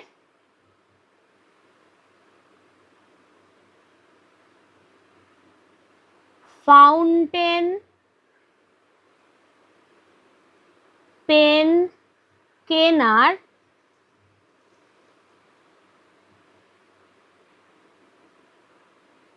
ইতিবৃত্ত লেখো। সময়টা হচ্ছে দ্বিতীয় মহাযুদ্ধের বেশ কয়েক বছর পরের ঘটনা। দ্বিতীয় বিশ্বযুদ্ধ শেষ হয় 1945-এ, তার বেশ কয়েক বছর পরের ঘটনা। কলকাতার কলেজ স্ট্রিটের, খেয়াল রেখো, কলকাতার কলেজ স্ট্রিটের একটা নামি দোকানে গিয়েছি একটা ফাউন্টেন পেন কিনবো বলে। দোকানি জানতে চান কি কলম। ব্যাস, হ্যাবাচাকা খেয়ে গেলাম।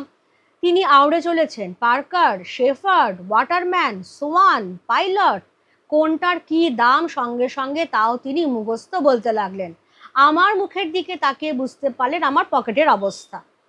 তবে হ্যাঁ, সস্তার একটা পাইলট নিয়ে যাও, জাপানি কলম, কিন্তু দারুণ বলেই মুখ থেকে খাপটা সরিয়ে ধাঁ করে কলমটা ছুঁড়ে দিলেন টেবিলের এক পাশে দাঁড় করানো একটা কাঠের বোর্ডের ওপর।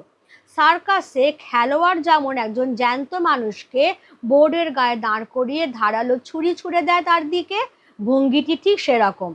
সার্কাসের খেলায় লোকটি শেষ পর্যন্ত অক্ষত থাকে। আমাকে অবাক করে তিনি কলমটি বোর্ড থেকে খুলে নিয়ে দেখালেন, এই দেখো, নিব ঠিক আছে, দু এক ছত্র লিখে দেখিয়ে দিলেন। আমি সেদিন সেই জাদু পাইলট নিয়েই ঘরে ফিরেছিলাম। এই অবধি ব্র্যাকেট ক্লোজ হয়ে গেল। তাহলে যে কোয়েশ্চেনটা আমি দিয়েছিলাম এইখানে গিয়ে তার আনসারটা শেষ হচ্ছে। এবারে কি হলো, লেখকের ফাউন্টেন পেন কেনবার ইতিহাসটা কি? তখন দ্বিতীয় বিশ্বযুদ্ধ শেষ হয়ে গেছে, বেশ কয়েক বছর পরের ঘটনা।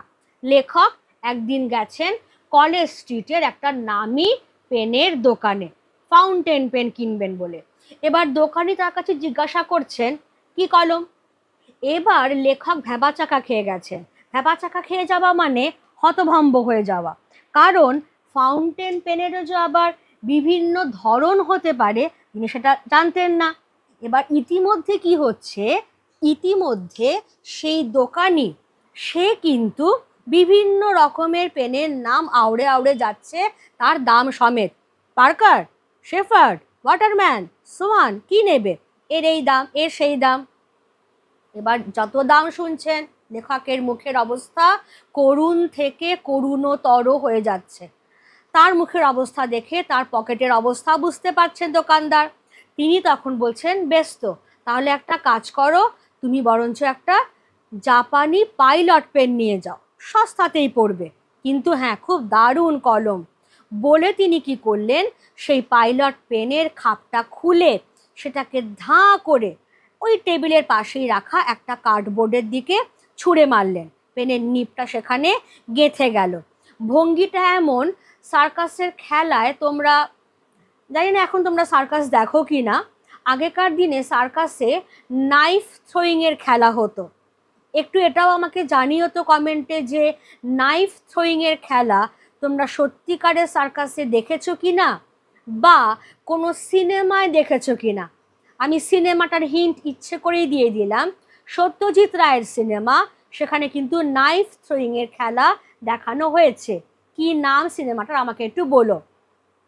তো সেই নাইফ থ্রোয়িংয়ের খেলায় শেষ পর্যন্ত যার দিকে ছুরিগুলো ছোড়া হয় সেই ব্যক্তি যেমন অক্ষত থাকে, এখানেও দেখা গেল সেই জাপানি পাইলট পেনটিকে কাঠের বোর্ড থেকে খুলে নেবার পর নিব অক্ষত আছে, সুন্দর লেখা হচ্ছে। লেখক এই দেখে শুনে পেনটার নামই দিলেন জাদু পাইলট, অর্থাৎ সত্যি এটা একটা ম্যাজিক্যাল পেন। সেই পাইলট পেন নিয়েই তিনি সেদিন ঘরে ফিরেছিলেন এবং অনেক দিন পর্যন্ত সেই পাইলট পেনকে বাঁচিয়েও রেখেছিলেন। তাহলে এইখানটাতে আমরা কোয়েশ্চেনটা নেব, কে কেন ভ্যাবাচাকা খেয়ে গেলেন?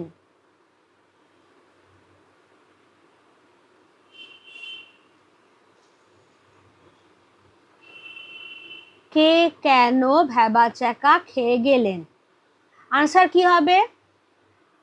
কলেজ স্ট্রিটের পেনের দোকানদার যখন লেখককে জিজ্ঞাসা করলেন যে কি ধরনের ফাউন্টেন পেন তিনি কিনতে চান, তখন লেখক ভ্যাবাচাকা খেয়ে গেলেন, কারণ ফাউন্টেন পেনেরও যে আবার বিভিন্ন ধরন হতে পারে সে বিষয়ে তার কোনো ধারণাই ছিল না।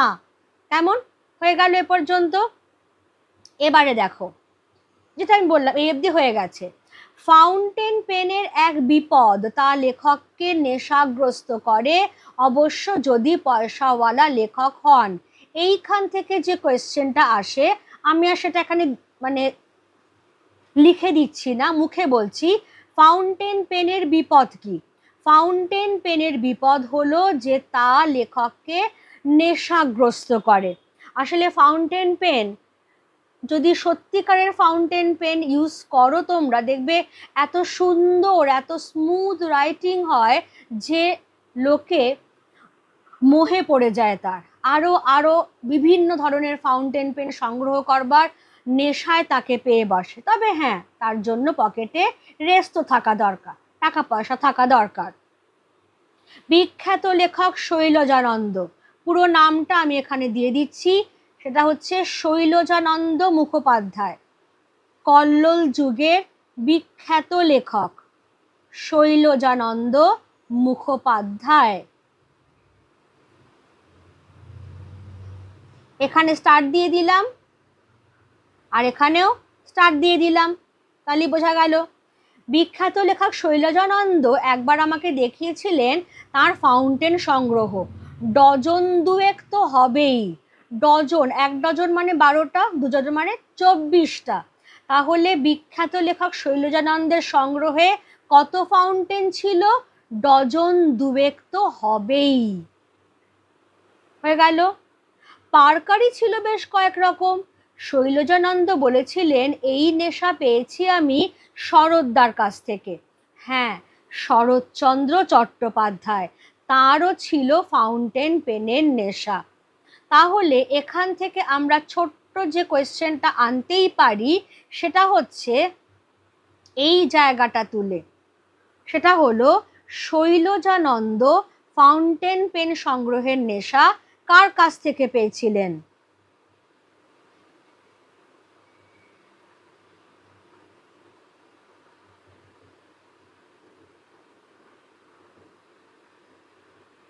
ফাউন্টেন পেন সংগ্রহের নেশা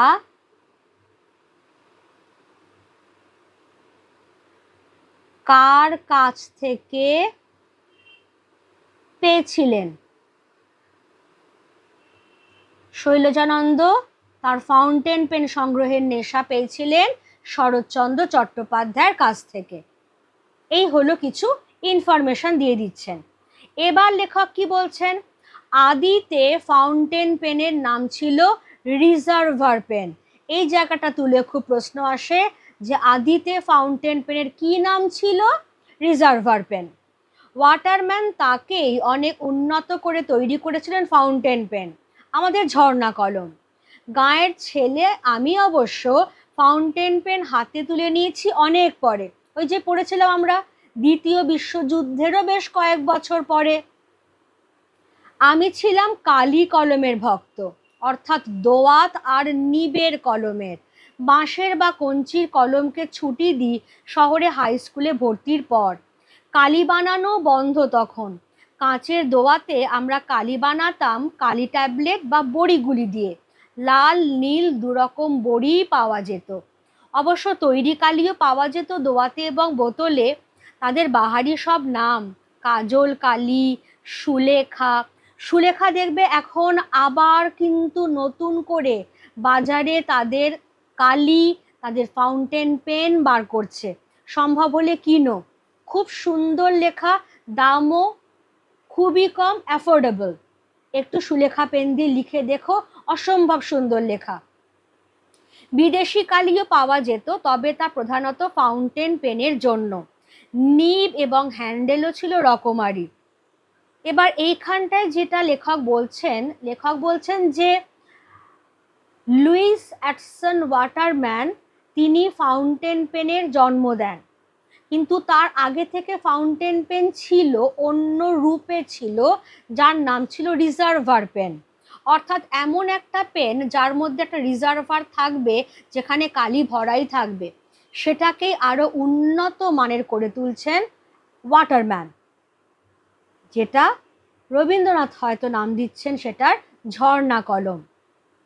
এবার লেখক বলছেন যে আমি হচ্ছি কালি কলমের ভক্ত, অর্থাৎ দোয়াত থাকবে, নিবের কলম থাকবে, তাতে চুবিয়ে চুবিয়ে লিখবো। দেখবে আগেকার দিনের পুরনো বাংলা দিনের সিনেমা যদি দেখো, অনেক পুরনো বাংলা সিনেমা, সেখানে দেখা যায় দেখবে দোয়াতের মধ্যে এরকমভাবে পেনটাকে চুবিয়ে দু ছত্র লিখছে, আবার পেনটাকে চুবিয়ে দু ছত্র লিখছে, এইরকম। তো একটা সময় কালি তারা বানাতেন, কিন্তু পরবর্তীকালে বড়িগুলি তৈরি হয়ে গেল, কালি ট্যাবলেট বাজারে চলে এলো, লাল নীল দু রকমেরই। ধরো তোমার দরকার নীল কালি, তুমি একটা কাঁচের দোয়াত নিলে, তার মধ্যে নীল কালির একটা ট্যাবলেট বা দুটো ট্যাবলেট ফেলে দিলে, যেরকম গাঢ় তোমার রং দরকার, তৈরি হয়ে গেল কালি। সিমিলার ওয়েতে লাল কালিও সেভাবে বানানো হতো। আবার একদম রেডিমেড কালিও বাজারে চলে এলো, বিভিন্ন কোম্পানির, কাজল কালি, সুলেখা কালি, এরকম। এবার বিদেশি কালিও পাওয়া যেত, তবে তা প্রধানত ফাউন্টেন পেনের জন্য, কারণ বিদেশি কালির দাম বেশি, সেগুলো সফিস্টিকেটেড যে পেন, তার জন্যই সুটেবল। নিব এবং হ্যান্ডেলও ছিল রকমারি, বিভিন্ন ফাউন্টেন পেনের বিভিন্ন রকমের নিব, বিভিন্ন রকমের তার হ্যান্ডেল। সুচলো মুখের নিবের মতো ছিল, চওড়া মুখের নিব, যার যেমনটি চাই। হ্যাঁ, বিদেশে উন্নত ধরনের নিবও বের হয়েছিল এক সময়। সেসব গরুর শিং নয়তো কচ্ছপের খোল কেটে তৈরি। তাহলে এখান থেকে কিরকম কোয়েশ্চেন আসতে পারে? বিদেশে উন্নত ধরনের নিব কি দিয়ে তৈরি হয়েছিল? গরুর শিং নয়তো কচ্ছপের খোল কেটে তৈরি হয়েছিল। কেমন? পালকের কলম তাড়াতাড়ি ভোঁতা হয়ে যায়, তাই এই ব্যবস্থা। কখনো বা শিংয়ের নিবের মুখে বসানো হতো হিরে, ফাউন্টেন পেনের প্ল্যাটিনাম, সোনা এসব দিয়ে মুড়ে তাকে আরও দামি, আরও পোক্ত করা হতো। এসব করে রকমারি চেহারার সস্তা দামি ফাউন্টেন পেন বাজারে ছেড়ে ক্রমে হঠিয়ে দেওয়া হলো দোয়াত আর কলমকে। আমরা যখন কলেজে পড়ছি তখন বলতে গেলে সব পড়ুয়ার পকেটেই ফাউন্টেন পেন, কঞ্চির কলম, খাগের কলম, পালকের কলম সব উধাও। সেই সঙ্গে শিক্ষিত ঘরে কিংবা অফিসে আদালতে টেবিল থেকে উধাও জোড়া দোয়াত কলম। সেগুলো সব সাজিয়ে রাখার আসবাব, কালির আধার, ব্লটিং পেপার সব। এক সময় লেখা শুকোনো হতো বালি দিয়ে, পরে ব্লটিং পেপারে। সব মিলিয়ে রীতিমতো লেখালেখি রীতিমতো ছোটোখাটো একটা অনুষ্ঠান। এই লাইনটা আমি যেটা ব্র্যাকেট করলাম সেটা হচ্ছে এক সময় লেখা কি দিয়ে শুকোনো হতো।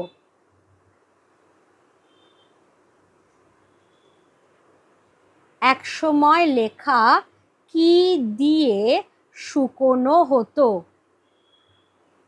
এক সময় লেখা শুকোনো হতো বালি দিয়ে, পরে সেটাকেই রিপ্লেস করলো কে?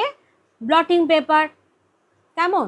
তাহলে বিভিন্ন রকমের ফাউন্টেন পেন বাজারে ছাড়া হচ্ছে, বিভিন্ন ধরনের, তার বিভিন্ন রকমের নিব, বিভিন্ন রকমের হ্যান্ডেল, সব মিলিয়ে যেটা হচ্ছে আস্তে আস্তে আস্তে আস্তে সরে যাচ্ছে দোয়াত আর কলম।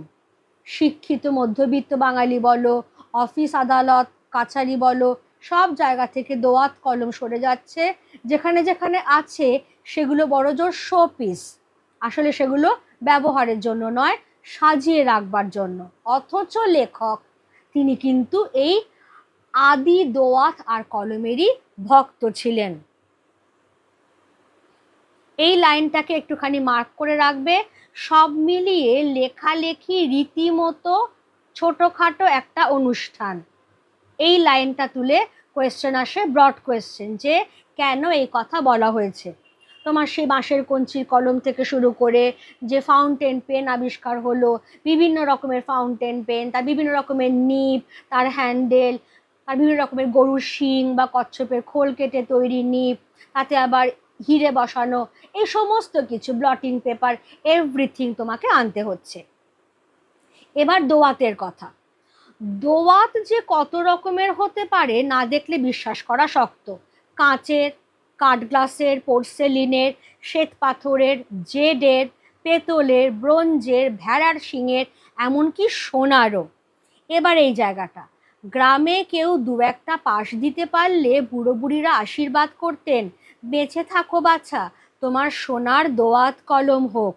সোনার দোয়াত কলম যে সত্যি হতো তা জেনেছিলাম শুভ ঠাকুরের বিখ্যাত দোয়াত সংগ্রহ দেখতে গিয়ে। তাহলে প্রথমে আমরা এই কোয়েশ্চেনটা টেনে নেব। কি নেব? গ্রামে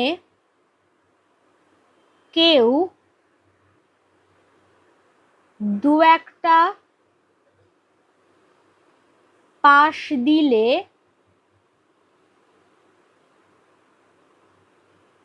বৃদ্ধ বৃদ্ধারা কি আশীর্বাদ করতেন? কি আশীর্বাদ করতেন? তোমার আনসার কি হবে? গ্রামে কেউ দু একটা পাশ দিলে বৃদ্ধ বৃদ্ধারা তাকে দীর্ঘজীবী হওয়ার আশীর্বাদ করতেন।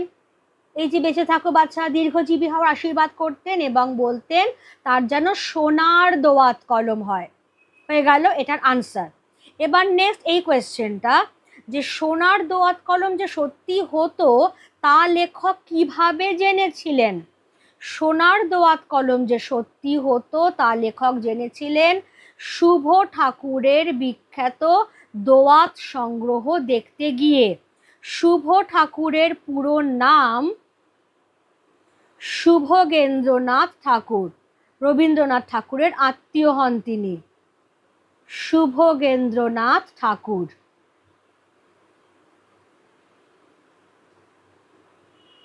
তাহলে বিভিন্ন রকমের দোয়াতের কথা এলো, কাঁচের, কাঠগ্লাসের, পোর্সেলিনের, জেডের, পেতলের, ব্রোঞ্জের, হেন তেন অনেক কিছু, এমনকি সোনার দোয়াত কলমের কথাও আমরা পেলাম। এবার কি বলছেন লেখক?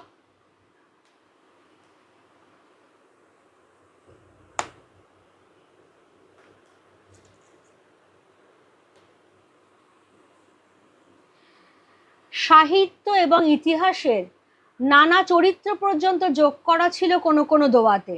অবাক হয়ে সেদিন মনে মনে ভাবছিলাম, এই সব দোয়াতের কালি দিয়েই না শেক্সপিয়ার, দান্তে, মিল্টন, কালিদাস, ভবভূতি, কাশিরাম দাস, কৃত্তিবাস থেকে রবীন্দ্রনাথ, বঙ্কিমচন্দ্র, শরৎচন্দ্র সব অমর রচনা লিখে গেছেন। হায়, কোথায় গেল সেসব দিন! এখন ফাউন্টেন পেন, ক্রমে তাও বুঝিবা যায় যায়। এখন বল পেন বা ডট পেন, এক রোগা লিকলিকে রিফিলে কে কত দূর দৌড়তে পারে তা নিয়ে তার গর্ব। ফাউন্টেন পেনও অবশ্য কম যায় না। একটা বিদেশি কাগজে ফাউন্টেনের বিজ্ঞাপনে দেখছিলাম, ব্র্যাকেট শুরু করে দিও, ওদের তহবিলে নাকি রয়েছে 700 রকম নিব। যারা গান চর্চা করেন তাদের জন্য, যারা শ্রুতি লেখক বা স্টেনোগ্রাফার তাদের জন্য, যারা বাঁ হাতে লেখেন তাদের জন্য, এক কথায় সব ধরনের লেখকের জন্য আলাদা আলাদা নিব। তাহলে এখান থেকে তোমার কোয়েশ্চেন আসতেই পারে যে বিদেশি কাগজের ফাউন্টেনের বিজ্ঞাপনে লেখক কি দেখেছিলেন। এই পুরোটা যে তাদের তহবিলে ভান্ডারে 700 রকমের নিব আছে, বাঁহাতি লেখক তাদের জন্য, স্টেনোগ্রাফারদের জন্য, গান চর্চা করে যারা তাদের জন্য, সবার জন্য তাদের কাছে নিব মজুদ। যন্ত্রযুগ সকলের দাবি মেটাতেই তৈরি। হ্যাঁ, টাকার কুমিরদের খুশি করারও ব্যবস্থা তাদের হাতে। একটি কলমের দাম ধার্য হয়েছে 2500 পাউন্ড। তখনকার দিনের হিসেবে পাউন্ড বলছেন 1 পাউন্ড মানে 75 টাকা। তাহলে হিসেব করে দেখো কত টাকা। এখান থেকে যে কোয়েশ্চেনটা আসে সেটা হচ্ছে, প্রবন্ধে উল্লিখিত সবচেয়ে দামি কলমটির দাম কত?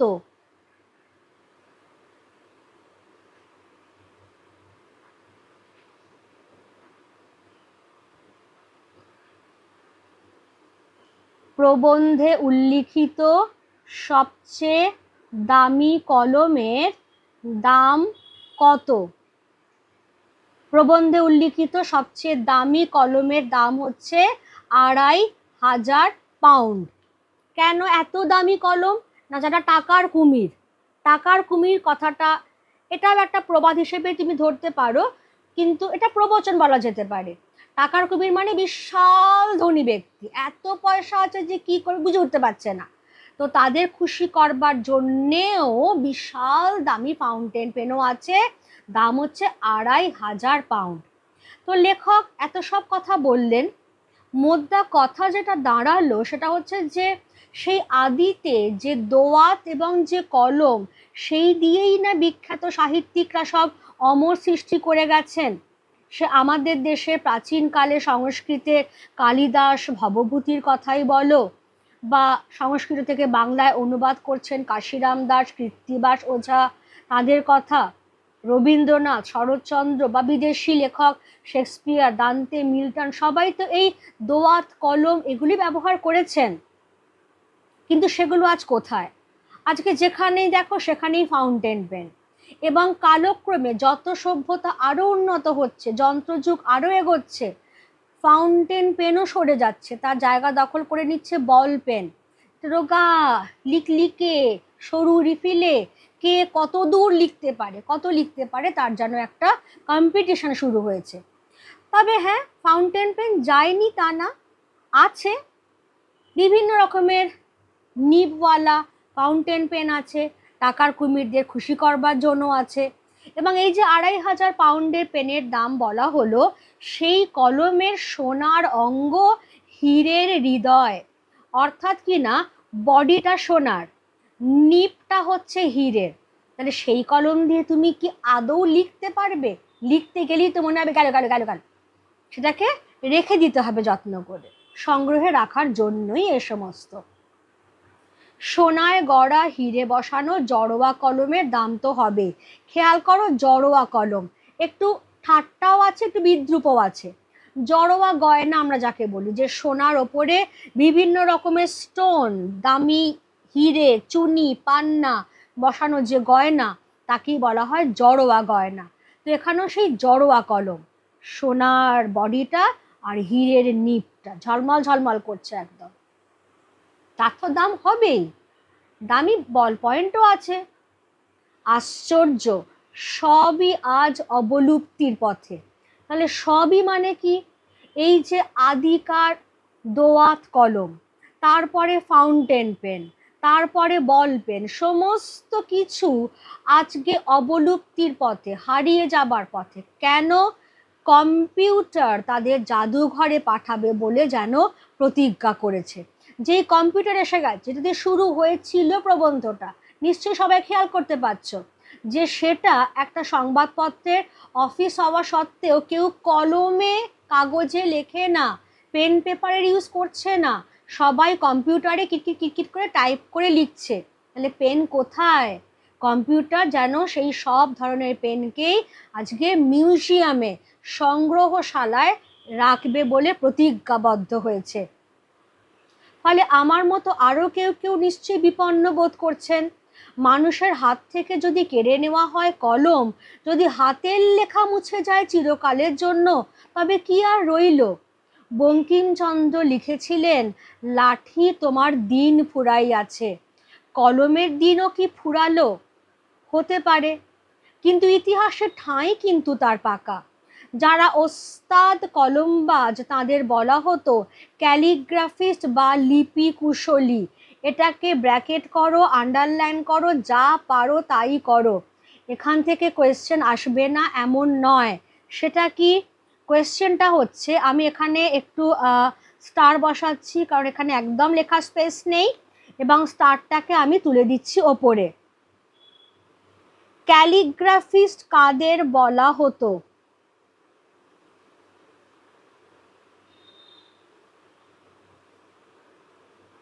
ক্যালিগ্রাফিস্ট কাদের বলা হতো? ছোট্ট আনসার, সেটা হচ্ছে যারা ওস্তাদ কলমবাজ তাদের বলা হতো ক্যালিগ্রাফিস্ট বা লিপি কুশলী, অর্থাৎ যাদের হাতের লেখা ভীষণ ভীষণ সুন্দর। এবার সেই ক্যালিগ্রাফিস্টদের সম্পর্কেই কথা আসছে। আমি থার্ড ব্র্যাকেট করলাম কারণ এটা ব্রড কোয়েশ্চেন হিসেবে খুব আসে। মুঘল দরবারে একদিন তাদের কত না খাতির, কত না সম্মান। শুধু মুঘল কেন, বিশ্বময় সব দরবারেই। আমাদের এই বাংলা মুলুকেও রাজা জমিদাররা লিপিকুশলীদের গুণী বলে সম্মান করতেন, তাদের ভরণ পোষণের ব্যবস্থা করতেন। সাধারণ গৃহস্থ লিপিকরদের ডেকে পুঁথি নকল করাতেন। এখনও পুঁথি দেখলে চোখ জুড়িয়ে যায়। সমানি সমশীর্ষানি ঘনানি বিড়ালানি চা, অর্থটা কি? সব অক্ষর সমান, প্রতিটি ছত্র সুশৃঙ্খল পরিচ্ছন্ন। এটা তুলেও কিন্তু পরীক্ষায় কোয়েশ্চেন আসবে, আমি বলে দিলাম আজকে। কেমন? এক একজনের যাকে বলে মুক্তোর মতো হস্তাক্ষর, অথচ কত সামান্যই না রোজগার করতেন ওরা। কীরকম রোজগার করতেন? 4 খণ্ড রামায়ণ কপি করে একজন লেখক অষ্টাদশ শতকে পেয়েছিলেন নগদ 7 টাকা, কিছু কাপড় আর মিঠাই মানে মিষ্টি। এক সাহেব লিখে গেছেন 19 শতকে 12 আনায় 32,000 অক্ষর লেখানো যেত। তবু পুঁথির কত না মাহাত্ম্য, তাকে ঘিরে লিপিকরের কত না গর্ব। অনেক পুঁথিরই, খবরদার এ পুঁথি যেন কেউ চুরি করবার চেষ্টা না করে। এই অবধি। এখান থেকে এই যে আমি থার্ড ব্র্যাকেট দিয়েছি, এখানটাতেও আমি থার্ড ব্র্যাকেট দিয়ে ক্লোজ করলাম। এখান থেকে দু রকম ভাবে কোয়েশ্চেন আসে। সেটা হচ্ছে ক্যালিগ্রাফিস্টদের সম্পর্কে কি বলা হয়েছে।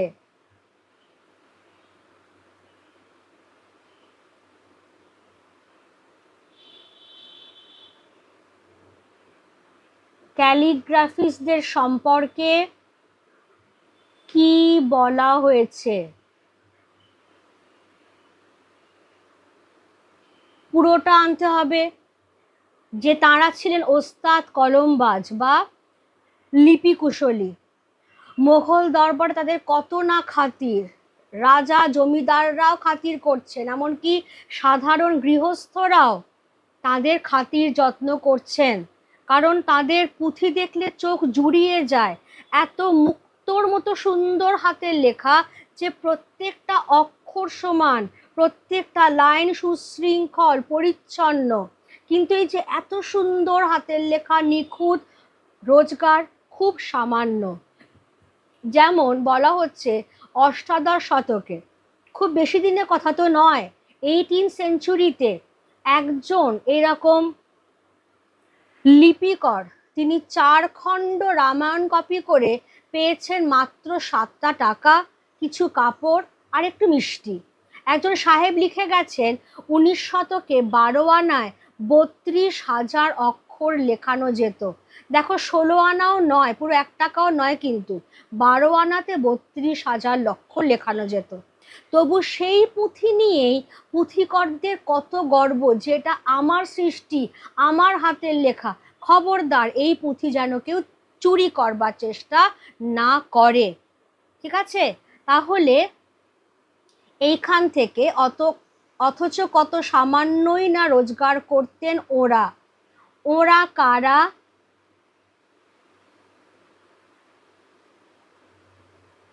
তারা কি রকম রোজগার করতেন?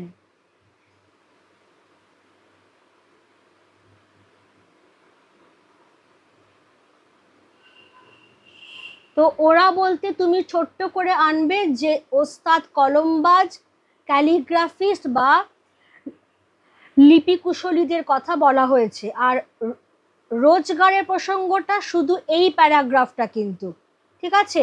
এবার এখান থেকে ভেঙে ভেঙে কোয়েশ্চেন আসতে পারে যে 4 খণ্ড রামায়ণ কপি করে একজন লেখক কি পেয়েছিলেন, যেটা ব্র্যাকেট করলাম।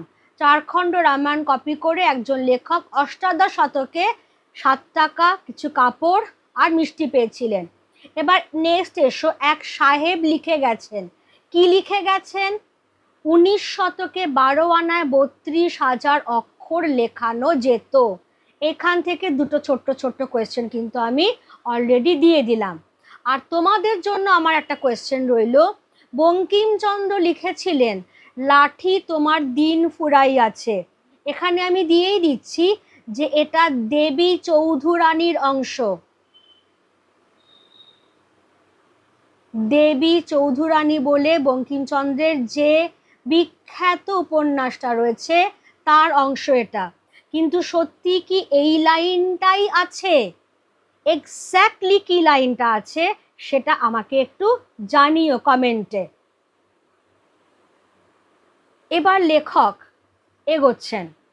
কলমকে বলা হয় তলোয়ারের চেয়েও শক্তিধর। এটা কিন্তু আমাদের আর একটা প্রবাদ। আমরা লাস্ট প্রবাদ 6 নম্বর পেয়েছিলাম, এটা 7 নম্বর। A pen is mightier than sword. Fountain পেনও হয়তো আভাসী ইঙ্গিতে তাই বলতে চায়, কেননা অনুষঙ্গ হিসেবে ব্যারেল, কার্টিজ এসব শব্দ শোনা যায়, কিন্তু কদাচিৎ বারুদের গন্ধ কানে পৌঁছায়। অন্যদিকে ইতিহাসে কিন্তু অনেক পালকের কলমধারীকে সত্যই কখনো কখনো তলোয়ার হাতে লড়াই করতে হয়েছে ক্রূর কিংবা মিথ্যাচারী প্রতিপক্ষের সঙ্গে। কলকাতার ইতিহাসেও এ ধরনের ডুয়েল বা দ্বৈরথের কাহিনী রয়েছে।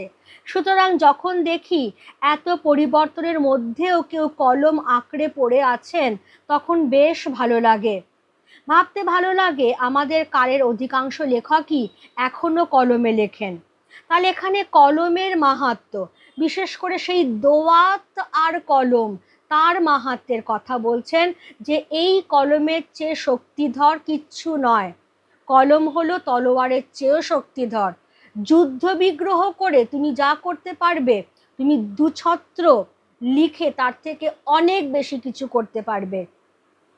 সুতরাং এত কিছুর মধ্যেও যে কলম বিপন্ন হয়ে যাচ্ছে, কলম হারিয়ে যাচ্ছে আস্তে আস্তে, তার মধ্যেও যে দু একজনকে লেখক দেখছেন যে এখনো কলম আঁকড়ে রয়েছেন, কলম দিয়েই লেখেন, কম্পিউটার ইউজ করেন না, দেখে লেখকের খুব খুব ভালো লাগে। অনেক ধরে ধরে টাইপরাইটারে লিখে গেছেন মাত্র একজন, তিনি অন্নদাশঙ্কর রায়। এমসিকিউ এসএকিউ এর জন্য এই লাইনটাকে আন্ডারলাইন ব্র্যাকেট সব রকম করে যাও, সেটা হচ্ছে অনেক ধরে ধরে টাইপরাইটারে কে লিখে গেছেন? অন্নদাশঙ্কর রায়।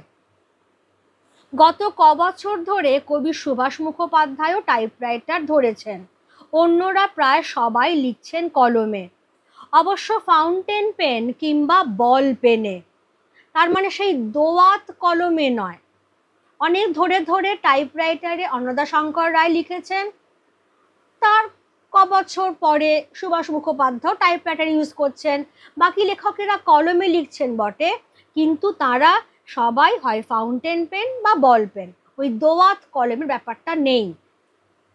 এই জায়গাটা এসো, সম্ভবত শেষ পর্যন্ত নিবের কলমের মানমর্যাদা বাঁচিয়ে রেখেছিলেন একমাত্র সত্যজিৎ রায়। ভীষণভাবে এই কোয়েশ্চেনটা আসে, আর তার থেকেও ভীষণভাবে ছেলে মেয়েরা এটা ভুল করে। সম্ভবত শেষ পর্যন্ত নিবের কলমের মানমর্যাদা কে বাঁচিয়ে রেখেছিলেন? আমি ইচ্ছে করেই কোয়েশ্চেনটা লিখে দিলাম যাতে চোখে ভাসে।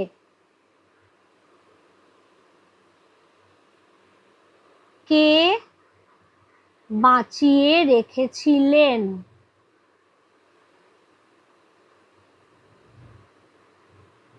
তাহলে সম্ভবত শেষ পর্যন্ত নিবের কলমের মান মর্যাদা বাঁচিয়ে রেখেছিলেন একমাত্র সত্যজিৎ রায়।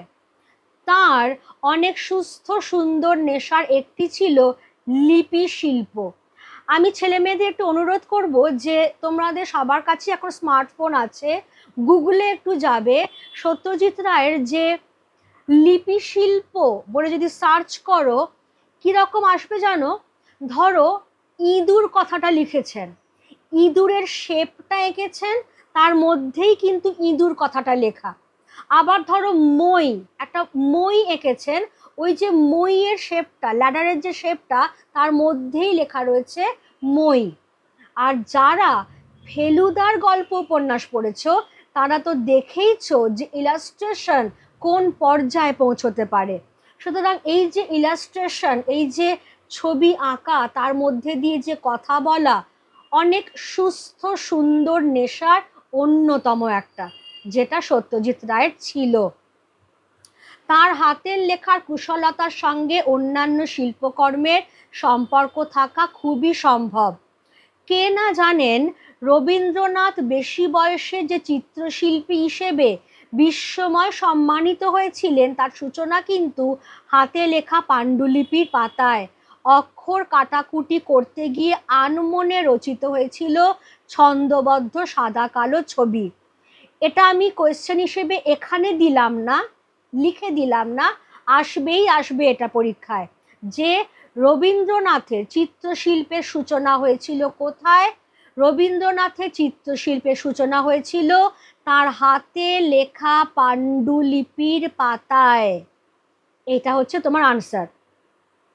যাদের বাড়িতে রবীন্দ্র রচনাবলী আছে, বা ধরো সঞ্চয়িতা আছে, এরকম ধরনের বই আছে, দেখবে তার কিছু কিছু পাতা পরেই অ্যাকচুয়াল পাণ্ডুলিপির একটা করে পাতা ওনারা দিয়ে দিয়েছেন। সেখানে দেখবে যখন কাটাকাটি করেছেন রবীন্দ্রনাথ, আমরা যেরকম কিচি কিচি কিচি কিচি করে কাটলাম, কেউ আবার সুন্দর একটা স্ট্রোকে কাটে, কেউ এরকম এরকম এরকম এরকম করে কাটে। রবীন্দ্রনাথ যখন কাটাকাটি করেছেন একটা শেপ দিয়েছেন, কোথাও সেটা একটা পাতার মতো শেপ এসেছে, কোথাও সেটা একটা চোখের মতো শেপ এসেছে, কোথাও সেটা একটা অবয়ব ধারণ করেছে। তো এইভাবেই এই অক্ষর কাটাকুটি করতে করতে প্রৌঢ় বয়সে গিয়ে রবীন্দ্রনাথ যখন প্রায় 60-র দোরগোড়ায়, তখন কিন্তু তিনি ছবি আঁকায় মন দিলেন। কেমন? কম্পিউটারও নাকি ছবি আঁকতে পারে, কিন্তু সে ছবি কতখানি যন্ত্রের আর কতখানি শিল্পীর, একদম খাঁটি কথা। তুমি কম্পিউটার নিয়ে আজকালকার সব মানে জেনজি যারা, তারা টেক স্যাভি ভীষণভাবে, তারা কম্পিউটার ছাড়া কথা বলে না, স্মার্টফোন ছাড়া হ্যান্ডেল করে না। এবার সেখানে তারা ছবি আঁকছে, কিন্তু সেই ছবি কতখানি তোমার নিজস্ব বলো তো? সেরকম ছবি যাদের হাতে কম্পিউটার আছে তারা সবাই তো আঁকতে পারে, কিন্তু একজন সত্যিকারের চিত্রকর তার এক একটা টাচ, তার ছোঁয়া থাকবে। এম.এফ. হুসেন যে ছবি এঁকে গেছেন, কোনো কম্পিউটার 7 জন্মেও সেই ছবি আঁকতে পারবেন না। আমি কালিখেকো কলমের ভক্ত বটে, কিন্তু তাই বলে ফাউন্টেন পেন বা বল পেনের সঙ্গে আমার কোনো বিবাদ নেই, কেননা ইতিমধ্যেই বল পেনের কাছে আত্মসমর্পণ করে বসে আছি আমি। মনে মনে সেই ফরাসি কবির মতো বলেছি, তুমি সবল, আমি দুর্বল, তুমি সাহসী, আমি ভীরু, তবু যদি আমাকে হত্যা করতে চাও, আচ্ছা তবে তাই হোক, ধরে নাও আমি মৃত। তাহলে আগে থেকেই লেখক বলছেন যে হ্যাঁ, আমি দোয়াত আর কলমের ভক্ত, কিন্তু বল পেনের সঙ্গে আমার কোনো বিরোধিতা নেই, কারণ চলতেই পারে না বিরোধিতা। বল পেন তো অলরেডি যুগটাকে দখল করে নিয়েছে। কাজেই একজন ফরাসি কবির মতোই লেখকও বলছেন যে তুমি অর্থাৎ বল পেন, তুমি সবল, আমি দুর্বল, তুমি সাহসী, আমি ভীরু, তা সত্ত্বেও যদি আমাকে মারতে চাও, মারো, ধরে নাও না যে আমি মরেই আছি, আমি বল পেনের কাছে আত্মসমর্পণ করে বসেই আছি, আর নতুন করে কি মারবে আমাকে। এবার লাস্ট জায়গাটা, একবার অন্তত নিবের কলমকে দেখা গেছে খুনির ভূমিকায়। অসাধারণ লেখক, তোমার আমার সকলের প্রিয় কঙ্কাবতী ডমরুধরের স্বনামধন্য লেখক ত্রৈলোক্যনাথ মুখোপাধ্যায় মারা গিয়েছিলেন নিজের হাতের কলম হঠাৎ অসাবধানবশত বুকে ফুটে গিয়ে। সেই আঘাতেরই পরিণতি নাকি তার মৃত্যু। কোন আঘাতে কার মৃত্যু হয়েছিল?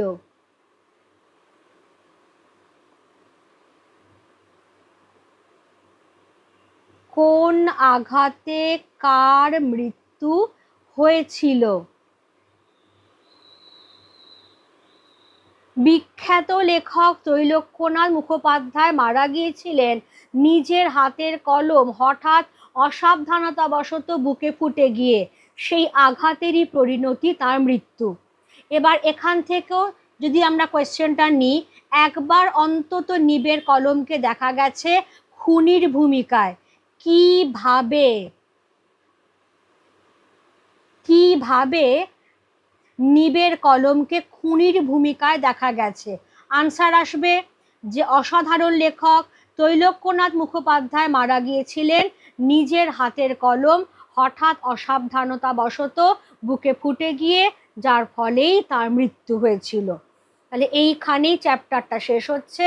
দেখো, সম্পাদিত অর্থাৎ পুরো প্রবন্ধটা কিন্তু আমাদের কাছে আসেনি, এডিটেড কিছুটা ছেঁটে কেটে আমাদের কাছে এসেছে, যার মূল বক্তব্যটাই হচ্ছে হারিয়ে যাওয়া কালি কলম।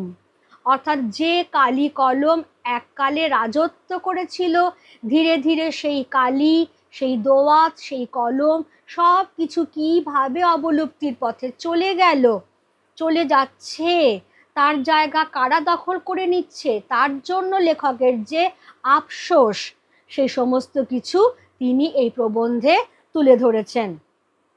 কেমন? প্রবন্ধ কথাটার অর্থ আমি একটু এখানে দিয়ে দিই।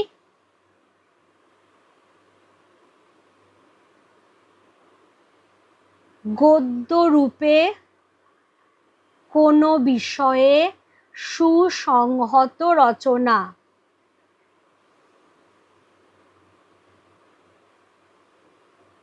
অর্থাৎ একটা আঁটো সাঁটো বাঁধুনি থাকবে, একটা পার্টিকুলার বিষয় নিয়েই সেটা লেখা হবে এবং গদ্যের ফর্মে সেটা লেখা হবে। তাহলে এটা একটা সত্যিকারের প্রবন্ধই হয়ে উঠতে পেরেছে, বস্তুনিষ্ঠ তথ্য নির্ভর একটা প্রবন্ধ। তাহলে এখান থেকে যা যা বলবার আমি বলে দিলাম, ছোট্ট ছোট্ট যা কোয়েশ্চেন আসবে সেগুলো সমস্ত আলোচনা হয়ে গেল। ডেফিনেটলি এটার ওপর আলাদা করে আমি কোয়েশ্চেন আনসারের ভিডিও পরে অবশ্যই দিয়ে দেব। ততদিন এইগুলো ভালো করে পড়তে থাকো, আর আমার চ্যানেলে গিয়ে সেখানে ডেসক্রিপশানে আমার অন্যান্য ভিডিও লিঙ্কও তোমরা পেয়ে যাবে, সেগুলো একটু সার্চ করে নিও যাতে তোমাদের পড়াটা থরলি হতে থাকে। আজকের ক্লাস আমি এখানেই শেষ করছি তাহলে। Thank you everybody.